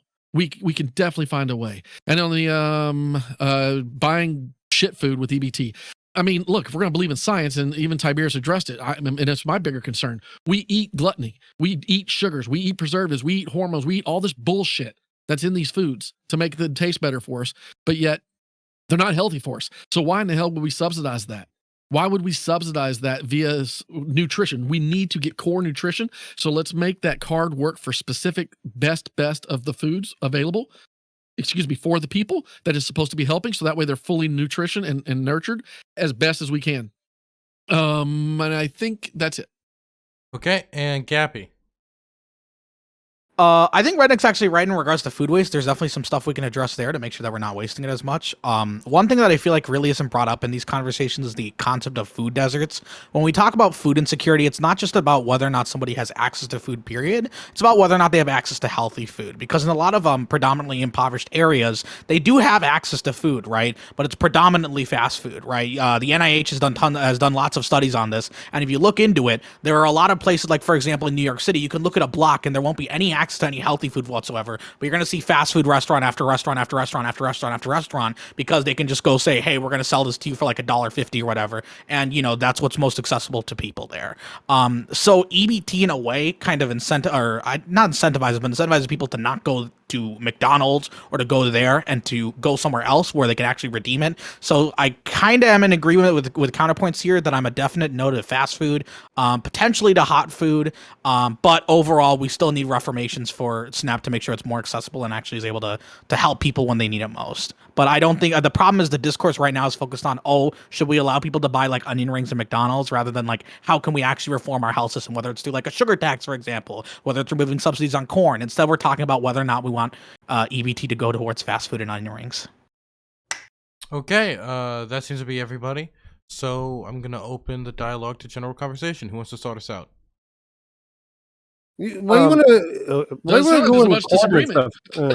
No, It doesn't sound like there's really that much disagreement, actually. It doesn't. You want to change the incentives to on what kind of food we eat and stuff like that. Like that seems like a big job. While we're at it, why don't we just convert completely to like localized food sources, okay, and distribute things better in our own municipalities, since we're just like fucking changing things, willy nilly like that, so they work. That would require expansion of farming, and the USDA clearly doesn't want to do that. Well, actually, I did actually got to push back on that. It doesn't need that. There, to Monty's point, one of the big revolutions that might be coming in agriculture is hydroponics and agroponics, in a degree that you can grow the same amount of stuff for like 10 or you can grow 10 times what in the same amount of space with hydroponics. It's ridiculous. There is a place outside of Kentucky. It takes over 60 acres. It makes the place a 600 acres, and it grows all year round. Like unironically, we might actually be getting to the next revolution in agriculture because everything else is going to be $1 million machine for the big scale stuff. Because my folks are in agriculture, I can talk about this all day. If you're going small scale, it looks like you're going to put up a 50-acre building. You're going to grow rows upon rows of stuff on multiple stories, and yeah, you're going to see it a lot more local. So that actually might very well keep down on the food waste because we're not shipping it across the country. Right. We don't have economies of scale, and you can manage things more customized to the you can manage things more customized to the environment that they come from, right? There must be enough calories. There must be enough calories in a county to like feed the people in that county, even if there's a city in it. Yeah, I just want to interject. I think our food. No, go for it. That's fine. Go ahead, Joe. Sorry. Go ahead. Go, sir. Go. No, it's like it's still going to require council support and local support of that. Because one of the things that that they're going, what's that? City chamber, the council, the city council, like councils, because they're going to fight to the death about the usage of space. Yeah. Like just as far as like even something as simple as increasing a ceiling to accommodate things, you can make the argument all you want. They're going to have less like surface space so people can still navigate, but they're still going to find the way to fuck you. Like it's okay, but boomer side, I'm in support of it. I'm in support of it for sure. So why aren't you? But again. So why aren't you in support of like COVID killing all the old people? Because then it would be like boomer side. We're not going to talk about COVID again. I'm not talking about COVID. I'm talking about farmers. You can get more stuff passed. I'm talking about farmers. I'm not talking about COVID. I'm talking about farmers because that's the topic and the bounds of this part of the conversation. I think COVID. Right? I think COVID has exposed food shortages. I think COVID's exposed food needs. We're not. I think we're not talking about COVID anymore. That's cool. My balls itch. Any more facts? I'm trying to get to trying to circle it and get off of the COVID by using that word. I apologize. Okay. What I'm saying is this. Hot too. We've realized that we've started to order out a ton of food because of the situation at hand. So that created this need to bring up the conversation about food stamps because a lot of people don't have, like Gappy said, there is not an actual good place to eat within I mean, I don't have one.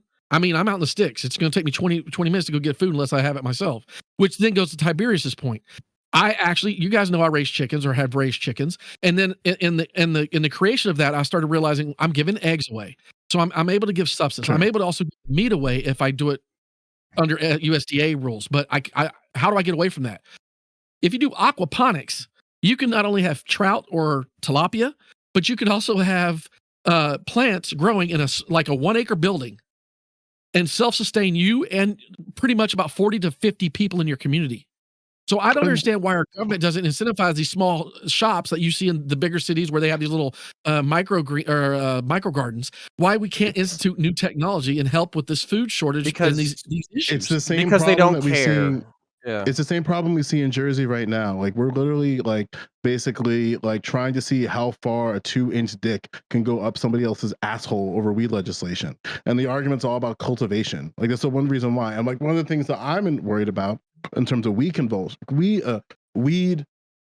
I just lost my word. Cultivation. Weed cultivation is that we need to incentivize and give smaller people, smaller businesses and smaller groups, the ability to succeed within these markets and be able to be able to not only cook food for themselves, but cultivate land for themselves. Restrictions on land are a huge inhibitor for being able to do things. Even within my township, my farm, I was asked to remove my garden because it wasn't within regulation of the things I was able to cultivate because one of the farmers on the street snitched. And it's okay, I guess I can't fucking grow food in my own town right now. So there's different fights that we have to do. One of the things that I wanted to push back on Gappy on is that we know that food deserts aren't the problem. The problem in America right now, by and large, is that we don't have a culture that encourages and cultivates the ideas of healthy food. Low demand of healthy food is what's causing the low supply. I don't we can build all the places we want for all the poor black people, but it's not going to matter if we don't incentivize it. Hey, healthy foods are the way to go about it. So we have to change the culture of how selection is, because we know in grocery stores we have a wide variety of things that we can do, and grocery stores clearly know what we want, and they give what we want. Well, the sugar, the sugar pharma, the sugar pharma has. I can respond. Hey, is your name Dippy? Okay, we're throwing it You're towards. not going to fill me on that, you know. We're throwing it towards Gappy. Has literally made stop, it. Stop! Stop! I support the sugar tax. Stop! Both of you, stop! Don't care. Gappy. Okay. To address it, I think there's definitely is a cultural issue, or like just an educational / cultural element of like making sure people just do decide to make those healthy choices. You are right that grocery stores buy and pick what sells the best, and they're picking what sells the best, right? That doesn't change the fact that I don't think we should be making food stamps by any means go towards fast food or like certain hot foods that might be unhealthy, right? I don't think we should incentivize that more. Well, I don't think we should. I don't think we should exacerbate. Would you support the purchase of fast food for the disabled, elderly, and homeless? No. With SNAP or EBT or what? With SNAP. With SNAP? No, I probably wouldn't. Why? I think that as a government, I think the government does have an obligation to protect public health, and if they have a way to prevent that incentivization by just providing other options, that would be great, right? Now, the problem is they have to make sure those other options are actually accessible to people. So what exactly would be the other options for somebody who is disabled and can't cook for themselves and doesn't have the family infrastructure to cook? What? Meals on Wheels currently is what they have. Meals on Wheels. It's not SNAP. Meals on Wheels is not SNAP. It's a local initiative. Okay, but I'm saying that's my main concern. What What Joe is bringing up is one of my main concerns when it comes to this, right? We've got like people who are disabled. We've got people who are single parents who don't have like this support of other family members to help assist them. I think it should be available to people who really need it, but we need to find a way to incentivize the healthy options. Can I ask Joe? I think there's other ways. Wait, if I can respond to this. Yeah, wait, question. Stop. It was directed towards Gappy. I want to make sure he's the one. Sure. I think most people can find the time to cook for like our cook or meal plan or give those like the 10 to 20 minutes. Even if you're working like 60 to 80 hours a week, you're probably still going to be able to do it. I think the percentage of people who are actually being affected in that specific scenario are so niche. There are still other meals that can be made and other foods that you can get even if you're not able to cook. But I think that percentage is so small that I'm not sure why we're trying to bring that up as some sort of like gotcha here. Well, and it's a factor, Joe. God damn it, dude! Please. Listen. Like I know more about this, so I'm gonna fucking flex on this topic. RMP is already a thing. Like the restaurant meals program is already a thing that directly and explicitly states if you are disabled, elderly, or homeless, you can qualify to purchase food from qualified restaurants that are SNAP approved, and they get that on a commensurate rate. So it's reduced for those individuals. This is already implemented, I think, in 6 states at this point. And now you're saying you don't support that. So I really want to like drill down to exactly why you believe that. Because right now, states are already looking into expanding this. God damn it, guys. I think we can incentivize other options, but I think we can incentivize other options. We shouldn't exacerbate the current issue. Gappy, come on, man. And I think I know you're smarter than this. You got to articulate the options. You got to articulate them. Yeah, I mean, what are the other options for the disabled, elderly, and homeless? People do you think actually go? What percent fucking exception for that? Just answer the question, Gappy. Just please. No, because I'm wondering because we're creating. I wonder what booming elderly population that people are living longer than ever, right? And as a result of that, we are going to have more people who are disabled who need those types of services. Okay, hold the fuck up. Okay, I want to jump in. Joe, Hudge, Gappy. Fuck, man. Is this a hippy dippy, or do I have to fucking raise my goddamn hand? Well, it's a hippy dippy, and that's why you've been. That's why I get to decide who talks next. And Tiberius has actually been waiting longer than you, so we're throwing it over to Tiberius. But I gotta make sure that Gappy gets the time to respond to that. But Tiberius just wants to get in here. Yeah, I really appreciate that, Dylan. Okay, so I just want to address this with Joe, because Joe, you do know what you're talking about. And the one thing I want to push a little bit back on is when you're talking about like the resistance to the agriculture community. Look, I get it. It's a $130 billion industry. It's got some muscle to flex. But I'm going to be honest, at least from what I'm seeing, and I actually have the inside view, this bitch is about to break sooner or later from all the things that are going against.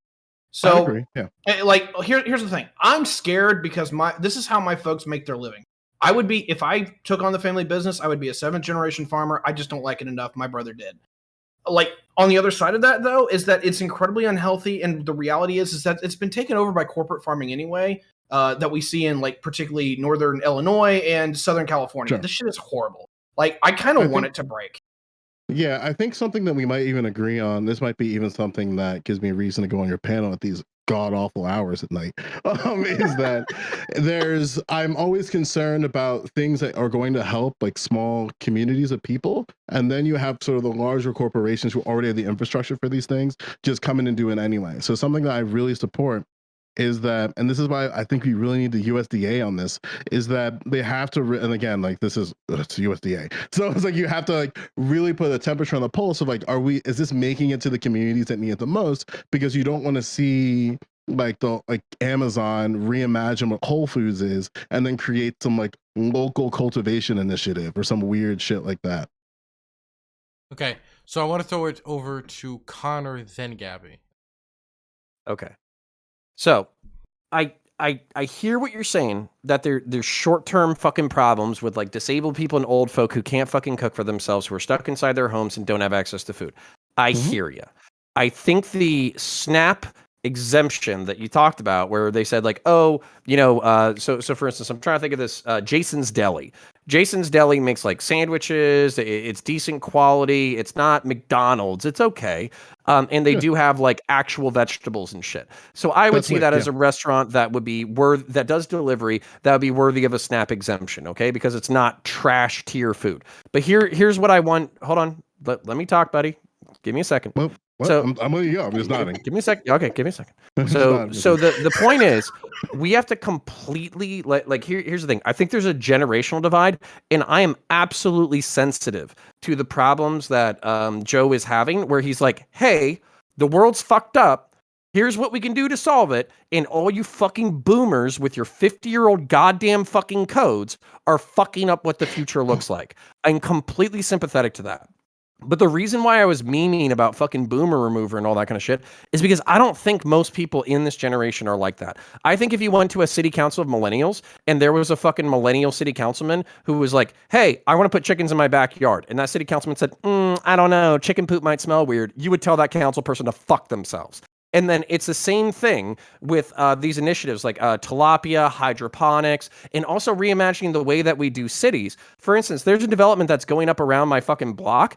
I'm kind of shitting blood right now because they're building a bunch of quarter-acre fucking 3,000 square foot fucking mansions, when realistically, we could be doing communal, walkable fucking housing and basically creating spaces where you know your neighbor and you have access to communal kitchens and restaurants. We could completely rethink American cities. We're just not doing it right now. So what I'm hoping, I'll wrap this up in a second, but what I'm hoping is that by us doing like this internet bullshit where we're kind of spreading like public consciousness about like walkable, high urban density fucking housing, and maybe poor people and fucking like 70-year-olds shouldn't be locked in a 1,500 square foot quarter-acre house by themselves that they can't maintain, and the best thing we can do is DoorDash them fucking McDonald's so they don't starve to death. Maybe that's a broken system and we need to relook at how we fucking do things. So I'll leave it there for now. Gabby, and I'll write Loner's name down. Okay, so looking at the RMP here, I mean, if it's literally only going towards the examples that like CounterPoints gives, where it's still providing like good, affordable, healthy options, I'm fine with that, right? The problem is when we're getting into shit like McDonald's, for example. I'm pretty sure McDonald's isn't allowed on the majority of RMP, but I think it's still eligible. I think in some parts of California you can use McDonald's with RMP, which kind of which I personally would be against there, because of the fact that, we're incentivizing people or exacerbating the problem that we already have by basically just letting people spend that money on that type of fast food.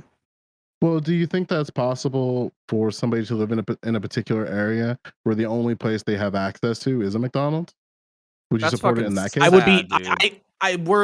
We are trying to create we're not create, but we're trying to find situations of like such a minority of a minority of a minority and try to complain about the entire policy as a result, right? We don't build public policy off of like the one single niche scenario, right? If we are able to create like if we are able to create exemptions, right, like RMP, all right, and if RMP is able to still continue that goal of trying to make sure that we protect public health at the same time, that's fine, right? But I don't think we should be saying, oh, SNAP should be allowed for everybody just because this potential situation where we have someone who's a quadruple paraplegic, right, who's also elderly, who literally the only place that's near them that could ever potentially accept EBT or SNAP is an RMP program through McDonald's, and they have to get it.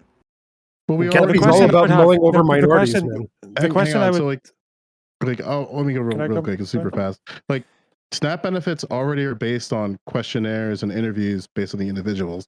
So you do get exemptions based on certain situations. Like my mother was disabled and she was able to, despite the fact it's not allowed in my state, to purchase hot food from grocery stores because she got that approval directly from the state. So with enough pushback and enough resources, you can do that. The point is, and maybe we agree with this, is that there should probably be, like it already exists, looking at these individuals from a case-by-case basis, seeing what their needs are and the needs relative to their community and making determinations there. I don't think we disagree on that. Yeah, I think that's entirely different from the discourse that we're having, though, of the idea that Snap should allow everyone to buy hot food, right? I still think the vast majority of people are not being That's because are not Ramos was an fitting idiot. into He should have these. deleted that tweet. Are not. I agree. The vast majority of people are not fitting into those categories of like disabled elderly, or just unable to cook for some reason, and the only place that's accessible to them is a McDonald's, right? Right, which is why I articulated at the opening of my statement that there's three phenomena that we can observe. We can observe that there's people who receive SNAP benefits but need more. On average, it's like $42 per person per individual. There's people who are eligible and are not enrolled. So there are people who are making, for example, under $1,968, and they're not trying to see if they're eligible through application. Like that's a group that I think we should definitely try to target. And then there's people who just don't meet the requirements at all, but are still food insecure. Like all Are three you of these fine- groups suffer. With the people who aren't like elderly, disabled, or in any of those categories where like they need to be able to use like RMP or something like that, are you fine with them not being able to order like fast food or hot food or anything like that? Can you read that one more time? I'm sorry. Yeah, so for people who aren't covered, for people who wouldn't be eligible under like RMP, for example, like people who are able-bodied, people who are just simply like currently impoverished, but they have they have access right now to SNAP or EBT. Do you want those people to be able to order fast food or like restaurant food? It's gonna have to be based on where they live and what's available within their community. Like if they have other options available, like other accessible healthy options, like they just have a grocery store next to them, should they be able to order something like McDonald's instead with their SNAP EBT? It's gonna. I'm gonna say it again. I need to ask you a Dude, question. you can just say Wait, yes. It's going If they have to a grocery matter. store and a I am McDonald's next to them, should they still be I'm allowed to use having- SNAP EBT with McDonald's? I'm having a conversation. I'm not having a debate. I'm not going to this binary yes or no because that's not the encapsulation of what I believe. So I'm not going to say yes. You're asking me these hypotheticals of what I'm. You gave me 50 different hypotheticals about like, oh, what are you going to do in the scenario where they can't do this, they can't do this, they can't cook, and they have the only place available to them is McDonald's. Okay, if the person's poor, let me change it. Wait! I can't. Okay, everybody stop for a second. Let me give you the rope to pull you out of the pool. Okay, muted. Okay, so I'm talking. No one else is talking. Be very clear. I can't hear anything anymore because everybody else is jumping down. Next is Loner. I'm very sorry. I promise you will be able to speak. Okay. I saw you saw that clip, so you know that I care about you. Okay. So, Gappy and Gappy and Joe, I'm gonna have you finish this interaction. So Gappy, I'll let you restate your question. Then Joe, you can either answer and or tell why you don't want to answer the question because you believe you're having a discussion. And then we will send it over to Lonerbox. Then we have Tiberius. Then we have RedNeq, and then order. If someone who is on SNAP and is able-bodied, not elderly or in any of those RMP categories, has access to both a grocery store and a McDonald's, should they be allowed to use their SNAP EBT on McDonald's? That would be a determination. But they could determine within the interview, and that is the answer that I will give you. I will not give you a yes or no, so we can move on from this. Okay. All right. Thanks for weaseling. Yeah, I just really wanted to. Okay, I really want to know because as soon as this Twitter discourse started, I was digging for this a bit earlier, and I could find no evidence that restrictions in SNAP actually changed the consumption patterns of the people on them. There's been like quite a few studies where they take thousands of people either on SNAP or on just like whatever it is, like cash transfers and things like that. And there doesn't seem to be any difference in what they actually purchase because obviously SNAP isn't the only thing you can get food with. People who get SNAP still have money, and it seems to be the case that they use that money they have left over to buy the things that they weren't allowed to get on SNAP anyway. Unless anyone has any evidence that restrictions on SNAP actually restrict the consumptions of those foods. Yeah, why do you care? No, because I care about outcomes. I don't see why you would restrict something if it's not going to change because you Because have to pay admin costs for restrictions. Because if you're talking about like social promotion of a behavior, then the state has an interest in not promoting negative social behaviors. And also, by the way, this is like super fucking simple for me. So why, okay, so let's say that there's like something to buy food, and then we're giving it to drug addicts, and it's like, well, I mean, they seem to get drugs anyways. Why don't we just release the restriction on having money? I mean, they're going to buy drugs anyways. Well, It's I like, have an well, answer to because that the as state well. shouldn't be incentivizing fucking the purchasing of shit that makes them fuck up their lives. That's why. Well, there's actually just so happens to be research for that as well, because it seems to be the case that when you replace these things with like whether it's like Snap and all that with just direct cash transfer programs, and there is lots of research on this where you can go from Colombia to Indonesia, Namibia, Kenya, Barcelona, lots, Canada. It seems to be the case that just direct cash transfers actually reduce not only like poor health choices, but also like drug use. And if you've ever been on welfare, this makes perfect sense because, for example, I'm going to use anecdotes because we've been kind of going off hypotheticals for the whole discussion. But the only time I ever smoked regularly was when I was on job seekers allowance, because what you need to understand is like when you're in that situation, when you're in poverty or when you're like through that stage of hardship, it turns your brain into fucking goo. Like the amount of stress, the anxiety, waking up in the middle of the night because you think you missed an appointment or you have to like apply for 30 jobs in a week, the humiliation, the stigma, having to like ask for help when you really don't want, like all these things play an effect. And then that actually like in the moment, it just felt like the logical thing to do to spend a fifth of my benefits on cigarettes a week. And like, this is what happens. And I guess you don't like the principle, but if all you're going to give me is that we have to pay the admin costs to restrict fast food, even though it doesn't have any effect on whether or not they will consume fast food, then it seems like you're just kind of going on based on like, I don't know, like a feeling of principle rather than outcome, which seems kind of odd to me. You're infantilizing people, Sure. thinking, oh, you clearly don't know how to run your life. I'm going to come in and just tell you what to do, stupid, because you can't fucking figure it out. No, but yes, that's what I'm saying.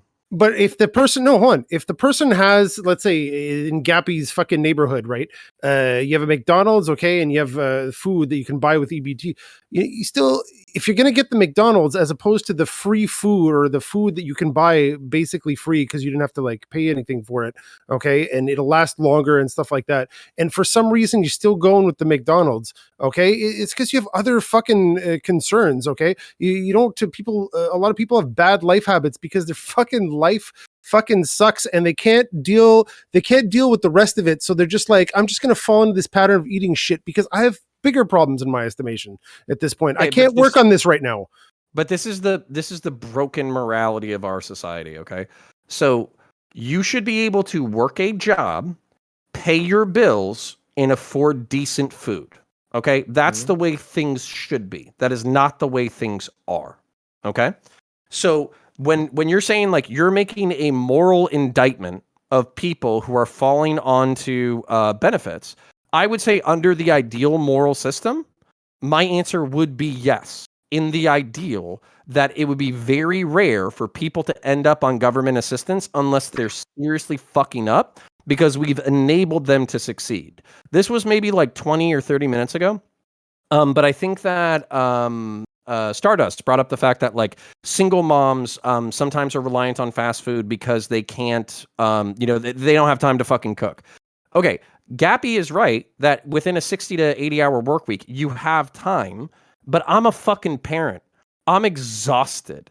Yeah. I have a partner who loves me and loves my child, and we both work. And guess what? Sometimes we say fuck it, and the kid eats chicken nuggets because that's what we need to do in order to stay mentally sane. Yep. So what I'm saying is when we have single mothers, when we have people who are working full-time who can't afford decent meals, when we have people who are working full-time or even 1.5 jobs, and they're still qualifying for government benefits, This is a broken fucking system. So I'm kind of you're making like these moral arguments about like, or no, you weren't making moral arguments. You were making outcome arguments based off of like a pattern analysis. I think there's a shitload of variables that go into this, but you're right. I'm making a moral statement if there were other fucking factors that were addressed. I think Americans should be able to work one, maybe 1.2 jobs and be able to have a decent fucking life, and we're not there right now. So you're right that the outcomes are probably better based off of your like monovariable analysis.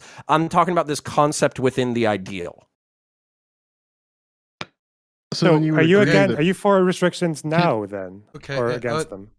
We'll let you answer I that question, but then we got to go to the list because Tiberius and RedNeq have been waiting a while. Yeah, I still would be, but I would also be for solving the other variables that I'm talking about. I don't think the conservative movement in the United States of America should mean fuck any social progressivism and also anarcho-capitalism. I hate that is modern conservative American politics, and I want to change that. So just really quickly then, but you said that you've even given me this example of you being an exhausted parent who sometimes actually getting chicken nuggets for you and your kids is actually the right thing to do because you don't have time, you're tired, etc. Oh, it's not the right thing to do.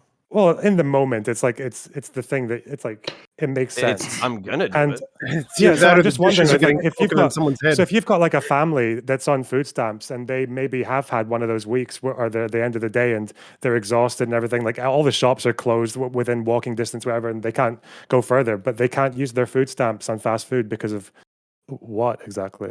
I don't get it. Okay, so the moral indictment here is that if you're reliant on the government for assistance, and let's say all the other variables that we were talking about were actually there, where working a single job, you could actually support yourself and a partner and maybe one or two kids, especially if both partners were working or one partner was working and one was working a part-time job.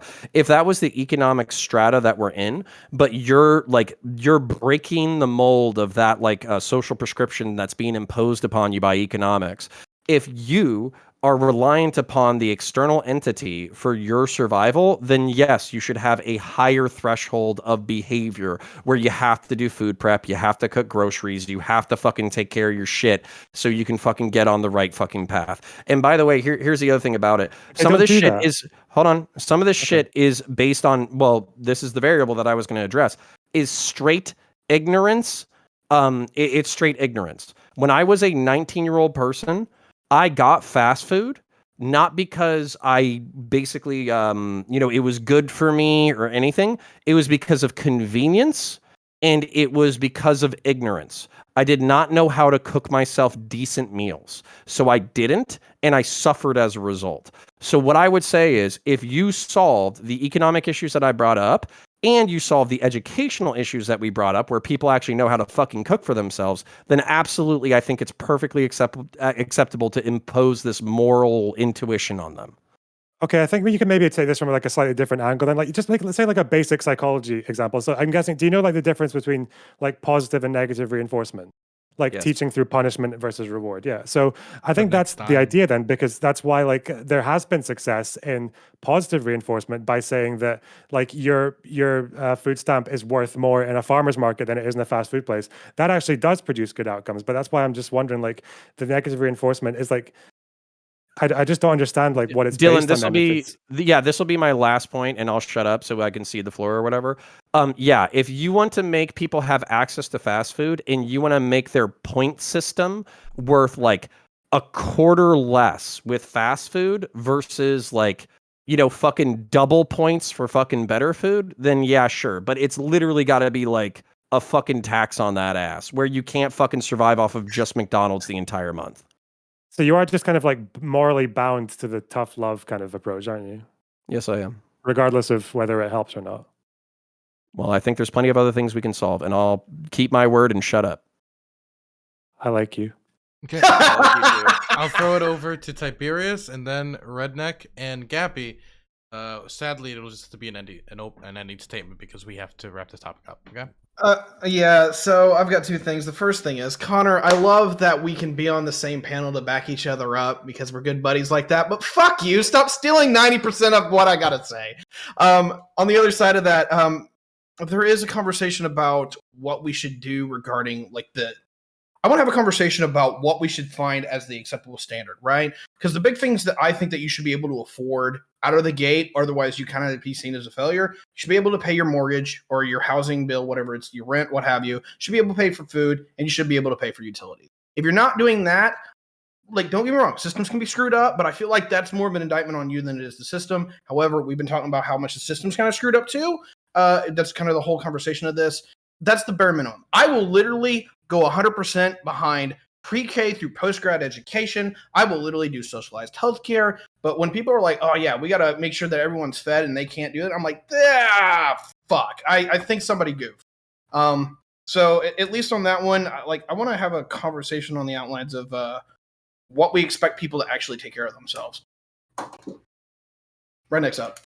Yeah, it's your turn, RedNeq. So y'all might want to hit the record button because this is going to be a little bit long-winded, but it's because I don't really want to talk about the EBT program or what procedures, policies. I want us to actually just step back and pull ourselves out of it for a second and address the global and down to the local issue. This is something that we can fix, as we've all said. We all have our own little ideas about how we can help, like with aquaponics, hydroponics, micro gardens, all of these programs that the government could help truly facilitate to feed consumers. But we also don't look at the businesses themselves. We have created a culture in America, just as Counter said. It's like he goes to McDonald's because he wants to. And just like Lonerbox, I have to commend you for admitting that during that time of stress, you said, fuck it, I'm gonna get some cigarettes. Wholeheartedly understood, agree with the personal anecdote that you gave. I applaud you for being honest about it. And I think that those of us that have been there understand, and I'm not sitting here going to say that I don't want a program to feed people that not exist. But I do want to say we have a lot of gluttony in our programs that do exist. Corporations are like Amazon can ship to your fucking house groceries. So if that's the case, then why does the government not create a subsidized program or have a program that will take this funding and create an Amazon, AKA for all the extra Walmart food and all the extra Amazon food or the dented fucking can or whatever it is, the consumable that's still good, but doesn't or can't meet a sales standard? We would still have plenty of food that could be boxed and shipped directly to a person's home. That would include the disabled. We could have air fryers. All of these gluttony of products we fucking have on Amazon could easily, by Mr. Jeff Bezos, be subsidized by our government with the foods or EBT programs to put all of these people that qualify at X mark to get all of these things and to continually get a good Weight Watchers type of program that has constantly good food shipped directly to their door through technology and donations. We don't actually have to have government pay for this. We have gluttony already. We have overabundance of it. And our overabundance could probably feed a few third world countries, including Mexico, some of their parts of their countries in South America, getting down into their regions. We could, because HEB, fuck it. I'll call HEB out. HEB out goes all the way from Texas down into Mexico. And I know for a fact they have a ton of extra food. Tons. So why aren't we pushing? If we really want to sit there and say this, and we really want to talk about this, then let's go full mask off and call out the corporations, call out the government for not coordinating something here where literally you can take care of everybody's issues without talking about giving somebody a card or having their stress, sorry about the dogs, or having their stress rock their, because they have to get put in a situation to feel like they have to go ask for some help. Ship it to their home. Make it happen. That's where I'm at. Amen. Red, I have a question for you. Well, we got to wrap up. It's so... We got to wrap up. I'm sorry. But I'll let you go first so you can ask your question so he can answer it, okay? Okay. So I have a policy prescription for RedNeq, and I'm very curious of his answer. If anyone else wants to engage, that's fine too. Here's what I want. And this isn't like fucking like walk someone into a trap. Like, this is directly what I want. I believe if your business has more than 250 employees, you should be dedicating 40% of your profits to the community that you are in, period. Otherwise, we'll tax you the difference. So I'm curious what you think about that. If you want to create a co-op, go ahead. I think the government should wholeheartedly allow. I think I heard who was it that I don't want to even say that dude's name. I heard him discussing co-ops about one of the debates back in the day. And in America, you can set up a co-op that does exactly that. where you could have a collective of multiple companies. And understand, I mean, I've Oh, jokingly no, told you I'm raising saying, chickens, but I want to do that too. Yeah. I want to create something for my local region in northern I'm sorry. Wisconsin because we have rural America and there's no place to give. Like I was being told I couldn't give more eggs. I don't know if y'all remember me telling y'all that, but it was like, wait, I'm giving too many eggs to the food pantry? Are you fucking kidding me? I can't donate more eggs? Like, Yeah. you understand that the local government restricts you from giving to people that need. Okay. I'm just saying, man, it's just odd. You have anything? That was ending statement, Redneck. Anything else? Oh, okay. Let's still throw it over to Gappy. I agree with a lot of people who are saying that we can probably find other issues like or other solutions that are probably more beneficial. For example, cash transfers and just trying to make sure that people are able to have a living wage in the first place. But to actually like go back to the original question as to whether or not SNAP EBT people should be able to eat hot food, I don't think those types of issues or those types of alternative solutions are really relevant to that specific very niche topic. Although those solutions are probably a lot better than what we have right now. I think there's a big difference between the individual and the state, right? Because I used to work those 60 to 80 hour work weeks doing convention running and field organizing. And yeah, there are times where you're like, fuck it, yeah, I'm just going to go get some McDonald's or whatever. But I think there's a difference between the individual's responsibility there versus the state's responsibility as to what they ought to encourage and what they ought to disincentivize. For example, trying to disincentivize like alcohol or drunk driving, for example, through like a tax. Although we can argue the efficacy of it, I think there is a moral obligation for the state that the individual might not have at that specific time. If people are saying, you know what, SNAP and EBT should be allowed to be used for whatever, then I hope those people are also against the sugar tax and are also against repealing corn subsidies, because those are the types of things that create those foods that people would want to get from hot foods or fast food places off of SNAP or EBT. The last thing I want to say is I just think it's very telling that in the hypothetical where someone who is able-bodied, still covered by SNAP, and has access to both a grocery store and a McDonald's, basically it's that hypothetical scenario where someone is antithetical to all the different categories that RMP covers, that I couldn't get an answer from Joe as to whether or not they ought to be able to get hot food. Just, I'm not going to answer that question. If we're going to say, oh yeah, we should make sure that they're able to get hot food because of the RMP situations, and then someone isn't covered under that RMP situation, and then all of a sudden we can't answer, that's very telling as to whether or not people have actually thought through this topic. Okay, next I'm going to throw it over to Stardust. Yeah, I think I don't know. I do still think that we should allow there to be an option for people to get a hot food, but I heavily agree with incentivizing healthy food over fast food instead of fast food. It's just like we were talking about with people who are disabled, they're going to need it. And like CounterPoints is saying, there are going to be nights where a parent just doesn't have the energy, especially if they're working a lot and they're a single parent. So I think it should be an option for people who really do need it. But yeah, it's going to be like, I guess, complicated to figure out like how we coordinate that. So yeah. Okay, next we'll throw it over to Tiberius.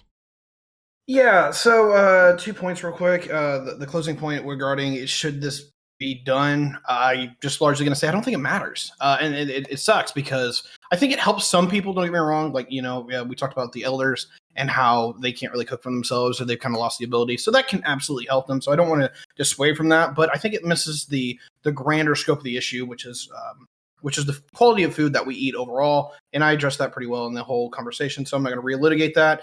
The other side, or the other comment that I wanted to hit is that I punched right on the last one. I'm tired of folks doing the wrong thing and not maintaining to a standard. I'm going to punch left on this one. I'm tired of having this conversation where no one can be held to a standard. Why is it that we can't say, hey, look, you know what? I blew my food budget by $200 this month. I did. That was my fuck up. And now I have to fix it. And I'm so tired of dealing with my left-wing friends where there is no standard ever. And we can't hold people to a standard. I'm done. Okay, I'm going to throw it over to Montreal. Yeah, just again, I think the best way to I don't know what people's problems are, but having options is the best way to solve them if you're so inclined. The thing that gives people most options is cash. I mean, look, if it's just going to displace your food spending anyways, it's just like cash with an extra step. Yeah, I mean, it's really that simple. I mean, it's just telling people, oh, you have this much thing, and this is what you have to eat, or something like that. You're not addressing my problem. You don't know what my problem is. You think. I mean, if I'm this person, right? You think, I guess I'm too stupid to understand like eating, and you have to start making decisions for me. You know what? There's no real version of Canadian food stamps or something, but at one point I got tickets to buy certain food. At one point, I knocked up my girlfriend when we were in our very early 20s. Okay, and we were poor, trying to run around with this kid, getting it fed, and there were some government assistance programs, local donations. RedNeq, you might like this. Local donations. You could go to a place and buy baskets of nice, healthy food, real cheap. And honestly, it fed us. Other than that, stickers for milk and stuff like that, it's nice. It's nice, but you know what? Cash would have been just as nice. I would have spent it on exactly the same things. All right, because I have other concerns right now than my eating, whether or not I'm eating chips and if I can buy them with my government tickets or something like that. I'm not thinking about that. I'm thinking about like, holy shit, how am I going to fucking put a roof over my head? I'm so fucking tired. This baby's not can't stop screaming. Okay, like oh, do I have to murder this guy to get some pay today? Like seriously, you have to make these choices. So it's like just give cash. Just give cash. It's the coupon for everything. But why even go that far? Why can't we use technology? I mean, for fuck's sake. Closing, buddy. This is closing. Okay.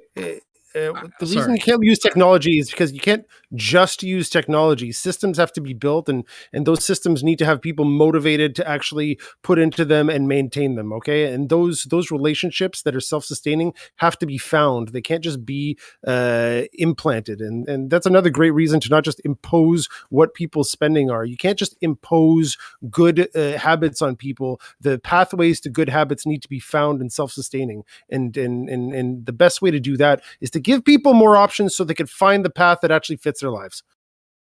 So, Okay, as I was saying, can I just no. Okay. I gave it away earlier because I didn't know it was closed. Well, I told you it was closing, and then it was like whatever. And No, I said you did no. not tell me in Yes, I private did. closing. Yes, I did. You I let said him talk again. yes, I You let did. him talk 100%, Redneck. All right. I said it's closing. Do you have anything else to say? And then you shook your head. I apologize. It's fine. Okay. It's fine. It's fine. I thought I had one of the craziest takes though, and nobody addressed it. And I'm just sitting there going, for fuck's sakes. Well, I'm sorry you're not the we're center of dancing around? attention. Okay, we're gonna move on now. We're gonna throw it It's over not to that it fixes Loner. Yeah, I'm a well-behaved guy, and yeah, like maybe I'll be a bit anecdotal, but like I didn't get off welfare because of tough love. Like I got out of it through a support network, and also living in a country that generally takes care of its people, like, and where haggis is legal, you freedom-hating fucks. But like I think the way to do this is to treat people like adults. There's a time for tough love, I'm sure there is, but it doesn't seem to be very useful when it comes from the state. In fact, it can probably have an adverse effect. Like it seems to be the case all over that these traditional welfare states are just completely out of date. It seems to be that the results are much more attractive when you just give people unconditional, no strings attached cash transfers. They just seem to work better. So, I mean, I think food stamp like restrictions, you're just adding admin costs for the sake of just so you can feel like you're patting them on the head and telling them to work harder and shit. But yeah, I prefer outcomes. Poverty is a pretty horrible thing, and the sooner people get out of it, the better. Okay, I'm going to now throw it over to Tiberius. I already made my closing. Oh, you already made your statement? Gappy, have you made your closing statement? I think it's just me, buddy. I did. Oh, sadly, okay. This is just you, Connor. Yeah, so if you could, I don't think this thing exists because you did like a multivariate analysis, Lonerbox, that would require a lot more things to bore down into rather than just like cash transfers, have benefits for everybody, this, that, the other. If it could be proven from a utilitarian standpoint that cash transfers to poor folk who need assistance with food or whatever literally is cheaper than the administrative cost to make sure that they make good choices, I'm fucking down. Fuck it. Let's be results oriented. All right. Let's throw some gas on the fire and maybe the fire will burn for less time. But the thing about it is I'm actually more keen So, for instance, like if this incentivized a problem, whether that was like shitty public health outcomes or shitty family outcomes, I'm not just looking for a single problem with a single solution. I'm trying to look at a cohesive and healthy society. So, if that wasn't the case, where administrative costs exceeded, the cost that it goes to society, then I'm perfectly okay with the other suggestion that you made, which is fast food or hot food is available to people who are on EBT or SNAP, but at the same time, there's a penalty. So your dollar goes twice as far with healthy options. Your dollar goes half as far with fast food.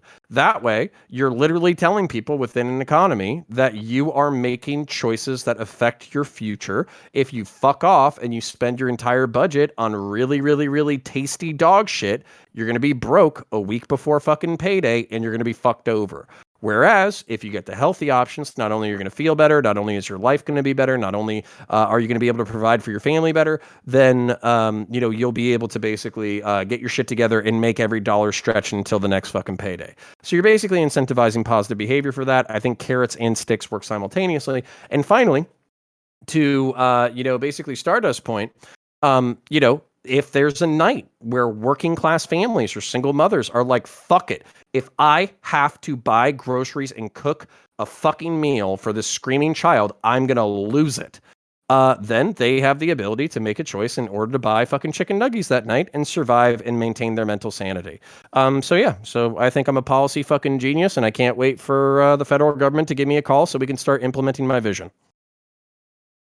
Okay, now we're going to go into the last topic of the night, and I just want to say to chat, yes, I saw that that Hassan bought a Porsche, $200,000.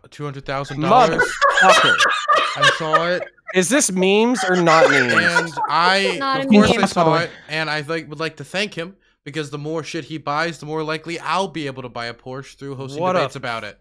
Fucking idiot. What if, well... He's a working class Wait, struggle. He understands Connor, the struggle. Connor, do you own a Porsche?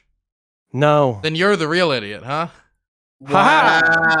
I didn't think about that, did you? Yeah, you're right. Shouldn't have served my country. I should have just been a beautiful dumbass on the fucking internet. You're right. Yes. My bad. Okay. So now we're gonna go on to the last topic of the night. I want to say everybody in chat that putting on these shows takes a lot more work than you think. Appreciate any subs, donations, or anything you throw my way, or just check out my YouTube channel. We also have a Patreon. You put exclamation point Patreon or exclamation point YouTube in chat. You can see both. Now we're gonna go into the final topic of the night, and that has to do with firearms on school grounds.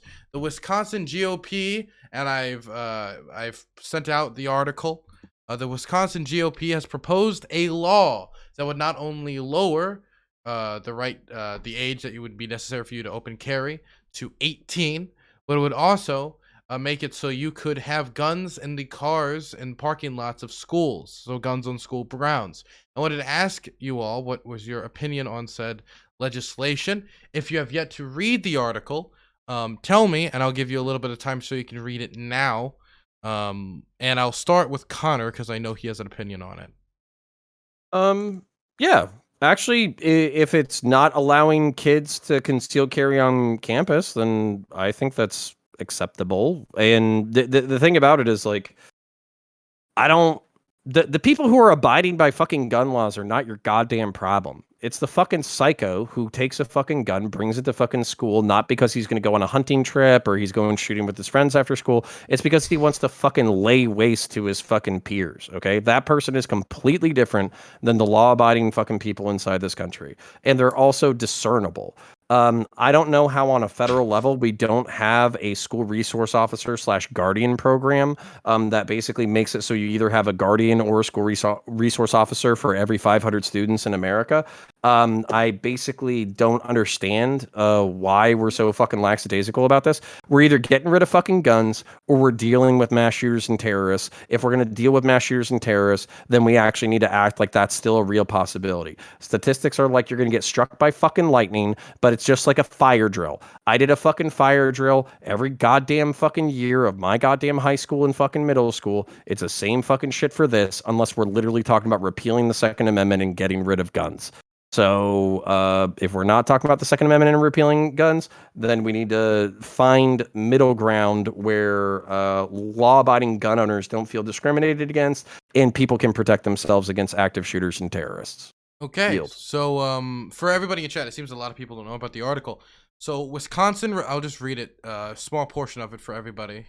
Wisconsin Republican lawmakers passed a package of bills through the state General Assembly Thursday that would expand the right of gun owners with concealed carry permits and lower the it was concealed carry, not open carry, and lower the age necessary to obtain a concealed carry permit from 21 to 18. The other bills would allow those with concealed carry permits to have guns in their cars while on school grounds, allow firearms in churches and other places of worship that are also on the grounds of private schools, and force the state to honor concealed carry permits from other states, according to the Associated Press. There you go. Okay, now I'm going to throw it over to Gappy. In terms of just lowering the concealed weapon age from 21 to 18, I think one of the representatives who was in support of the bill made a good point. Like, if you're old enough to fight for your country, if you're old enough to sign contracts, if you're old enough to vote, you're probably old enough to be responsible for your rights and be able to protect yourself. So in terms of just lowering the age from 21 to 18, I'm probably fine with that. They do have a right protected under the Second Amendment. I do hesitate to believe that we should let them bring it into school grounds, though, specifically. I think we can probably make an exemption for that in particular. There are areas where we ought to make exemptions to make sure people aren't bringing firearms in there, and I would probably say a school is one of them, for the same reason that we're probably not bringing guns through TSA security and into the remainder of the airport or on an airline. Okay, I'm going to throw it over to Lonerbox. Listen, all right.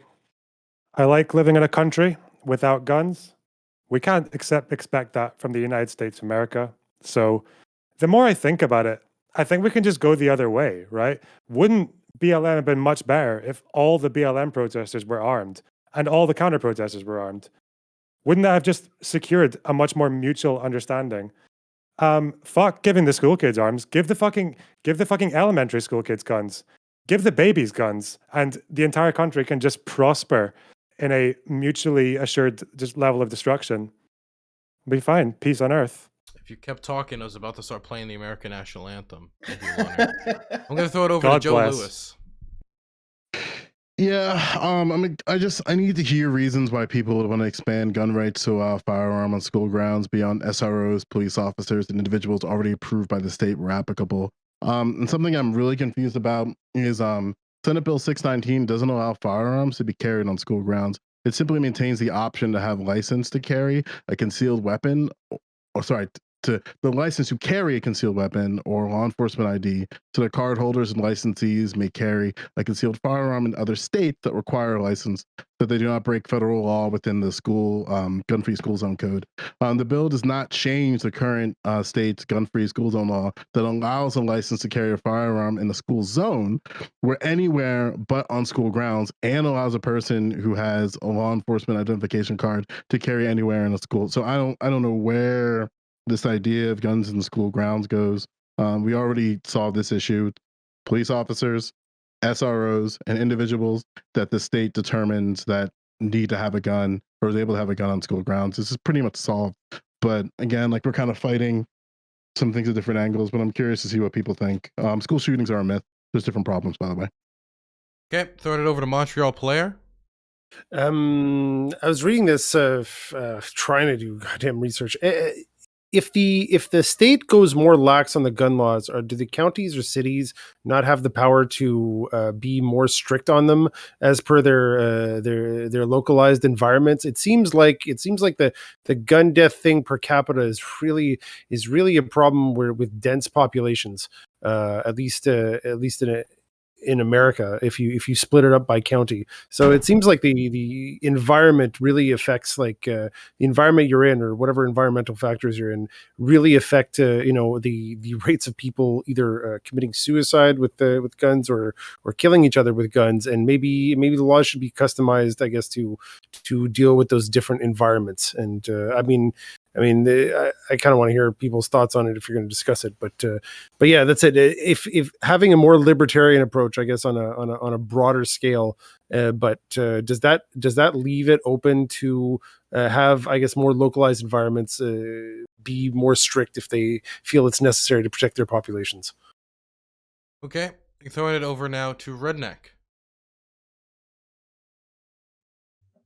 I showed y'all earlier my Wisconsin concealed carry. I'm in Wisconsin, and the law is proposed. Well, it's probably going to get vetoed because the Democratic governor, he's not going to let this shit fly.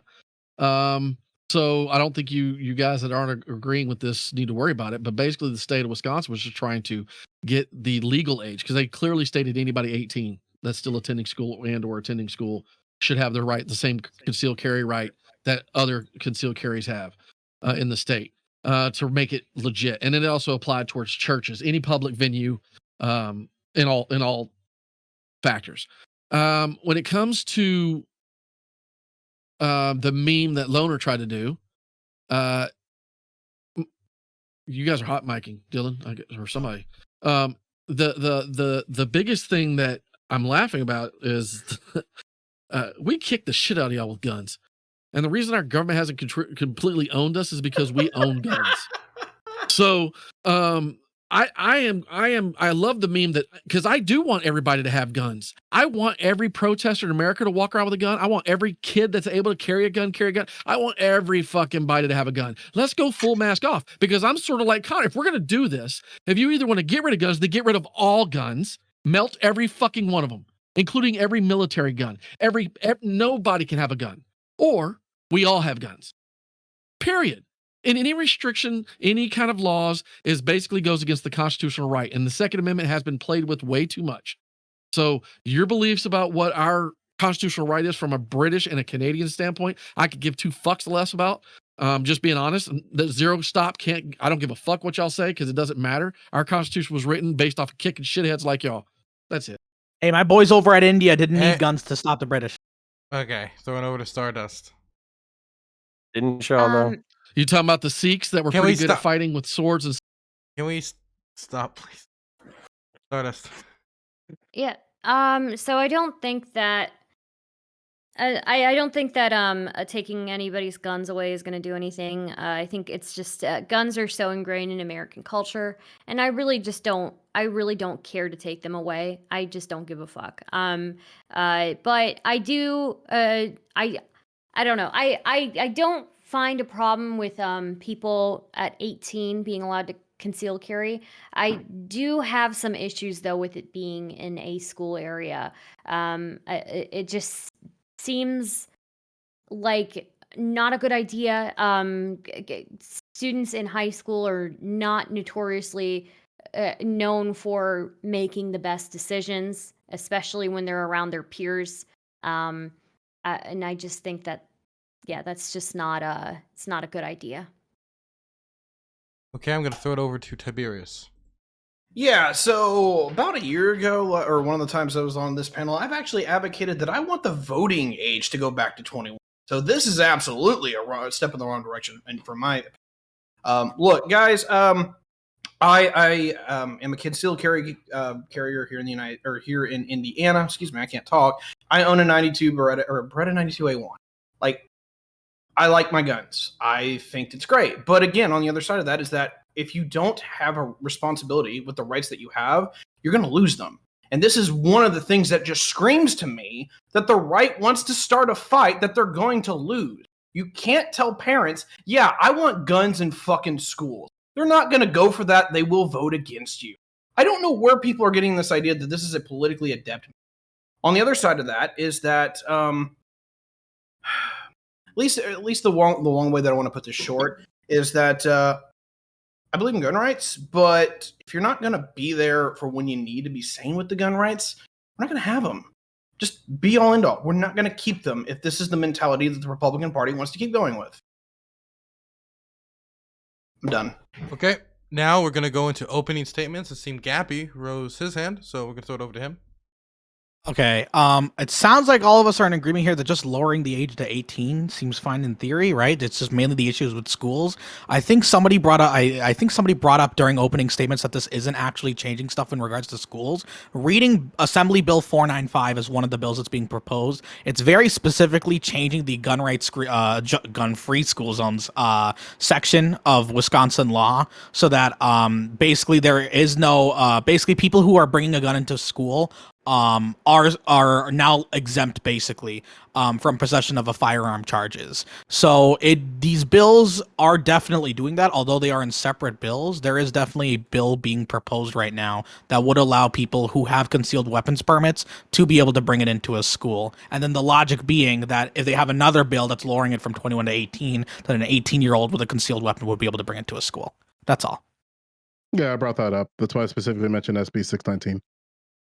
Yeah, so isn't this kind of the point though, that like, all right, I'm good with you, high school's prohibited, all that kind of stuff. But is there anything saying that, like, so for instance, Joe was saying that guardians, SROs, police officers are the people who can carry firearms legally on the stuff. And then if I remember the bill correctly, you were basically saying that it was like the premises, right? Like the parking lot. But if you're a concealed weapons permit, you're not supposed to be walking around in a fucking high school with a pistol, right? Is that to me or? Yeah, I was asking. That was the impression I got from your statement. Yeah, the one that I was mentioning was SB 19. Oh, sorry, SB 619. Because that had nothing to do with the idea of things on school grounds. But then obviously there's a separate bill, but I didn't mention that in my argument in the interest of time. But they're strictly talking about 18-year-olds and concealed carry and just trying to coordinate the legality of the rights of the individual in the state. Sure, that's what they're trying to do. Yeah, and but it's not going to go. It's not going to go. No. We're sitting here beating a dead horse on this. Can you count the town or the school? Just make it illegal to carry fucking firearms in the school or something? The school board can make it. The school board can make a regulation. Yeah. Aren't there resources like so you just kind of make the rules lax at the top, and then you give people the leeway to clamp it down as much as they want, as per their environment. The biggest problem that maybe. Oh, sorry. Go for it, Star. Good. Well, what do you guys think about everybody being able to own a nuke? No. Why not? No. Why not? If you want to go mask off, if you want to go mask off and go the meme, go the meme. Because there's jihadists that would just commit suicide and fucking kill us all. Hey, or nihilists. There's a degree where and emasculated do you know how many white boys. suitcase nukes got out of Russia when it broke apart back in the 90s? Yeah, well, wasn't it like a few hundred? I'm totally fine with everybody owning guns. I'm just asking, like, if we had a feasible way for everybody to own nukes, like, what would you I think the argument against that would be that there's a degree of the idea of a gun is that it's for self-protection, right? You should be able to protect yourself using a gun. There's an element of where afterwards it's no longer really for self-protection and not really necessary, right? That's one of the arguments, and I'm not endorsing this argument. I'm just saying that's one of the arguments made for assault weapons. It's one of the arguments you can make against people owning a tank. It's one of the arguments against people owning a nuke, for example. A tank actually is a good idea. A tank actually would be really great. You can own tanks. So if everybody can own a tank, they you have are to very be safe in a tank. They have to be armed. I would feel safe as fuck in a tank, dude. I can't wait for the M1s to come up on our I don't have any desire to own a gun. I don't have any desire to own a nuke. Okay. But I'm gonna buy a fucking M1 tank with crypto. Gappy has awakened a new want in me. This is such a filibuster. I'm sorry. I didn't mean I'm to glad I could filibuster. help. I got two things here real quick. Number one is that the reason why you can buy a tank is because they're supposed to be de-armed, and what it basically falls down to is that you can have firearms, but when you get into explosives level stuff like bazookas and shit, yeah, that pretty much just never flies. That is highly regulated by the ATF. That's regulated by heavily regulated because of collateral damage. So you can drive a tank, you can drive it around, but you can't make a fire. So I mean, there's levels where you kind of have a tank. Could I just have a gun on it then? Yeah, I could just mount a decent gun on it. So the other thing that I wanted to get, I forgot this in my opening statement because I literally had a seizure in the measure of it. When it comes to school resource officers, this is actually one of the big things that I think the right's fucking up on. We're pro cops, aren't we? We fund our police departments. Now, if we can actually figure out that school choice is a terrible thing and start funding our schools, we can have school resource officers. We can instead have one officer for every 200 students. So our kids will be safe and they will be protected when they go to school because there will be somebody with a gun. But for some reason, no, we want to take our money and we want to jump it somewhere else. I just understand. This is a cultural problem, though. You guys do realize that when me and Connor went to school, there was guns in the back of the racks of the fucking cars. In the parking lot, multiple guns, like 5 or 6. Your teacher, most of the time, what year? This would be all the way up until the 90s, right? Up until early 90s, late 80s. Well, seriously, you guys understand that we literally this is a cultural issue of now. This is that our government for some reason has look. Come on. And We can play the memes all day long about this. We can play the memes about this all day long, but we need to address the cultural breakdown that's happening around guns. I agree with that, but culturally, it seems to be a trend that people are getting shot in parking lots in schools. So it seems to be Because that kids know how to take an ass whooping with some parking knuckles. lots in schools. That is the highest percentage of people who get blasted. They get blasted in What- parking lots, and they get blasted in states? interpersonal. But What okay, but states? as I'm just gonna send it to you. You I can get just blasted do all the time. No, but as CDHS.us. okay, It's a school shooting as database, friend. Montreal, Yeah, but the highest per capita death rate from guns is in highly urban areas.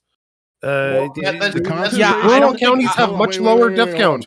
Yeah, I don't think it has to do with whether or not you're in a parking lot of the school. I can't hear myself think. So if I can't hear myself think, I can't hear any of you. Okay, so Joe Louis, say what you're trying to say, and I'm gonna go to this list in a second because there's some names on here that haven't gotten to speak yet. It has Lonerbox on it, it has Connor on it, it has Stardust on it, and Gappy is kind of like limply raising his hand. It's kind of hard to tell. Oh, okay, so he actually does want to be on. Okay, and Tiberius. Okay. Oh, I just wanted a high five too. Okay, dope. Never mind. I'll take you off. Thanks. Continue.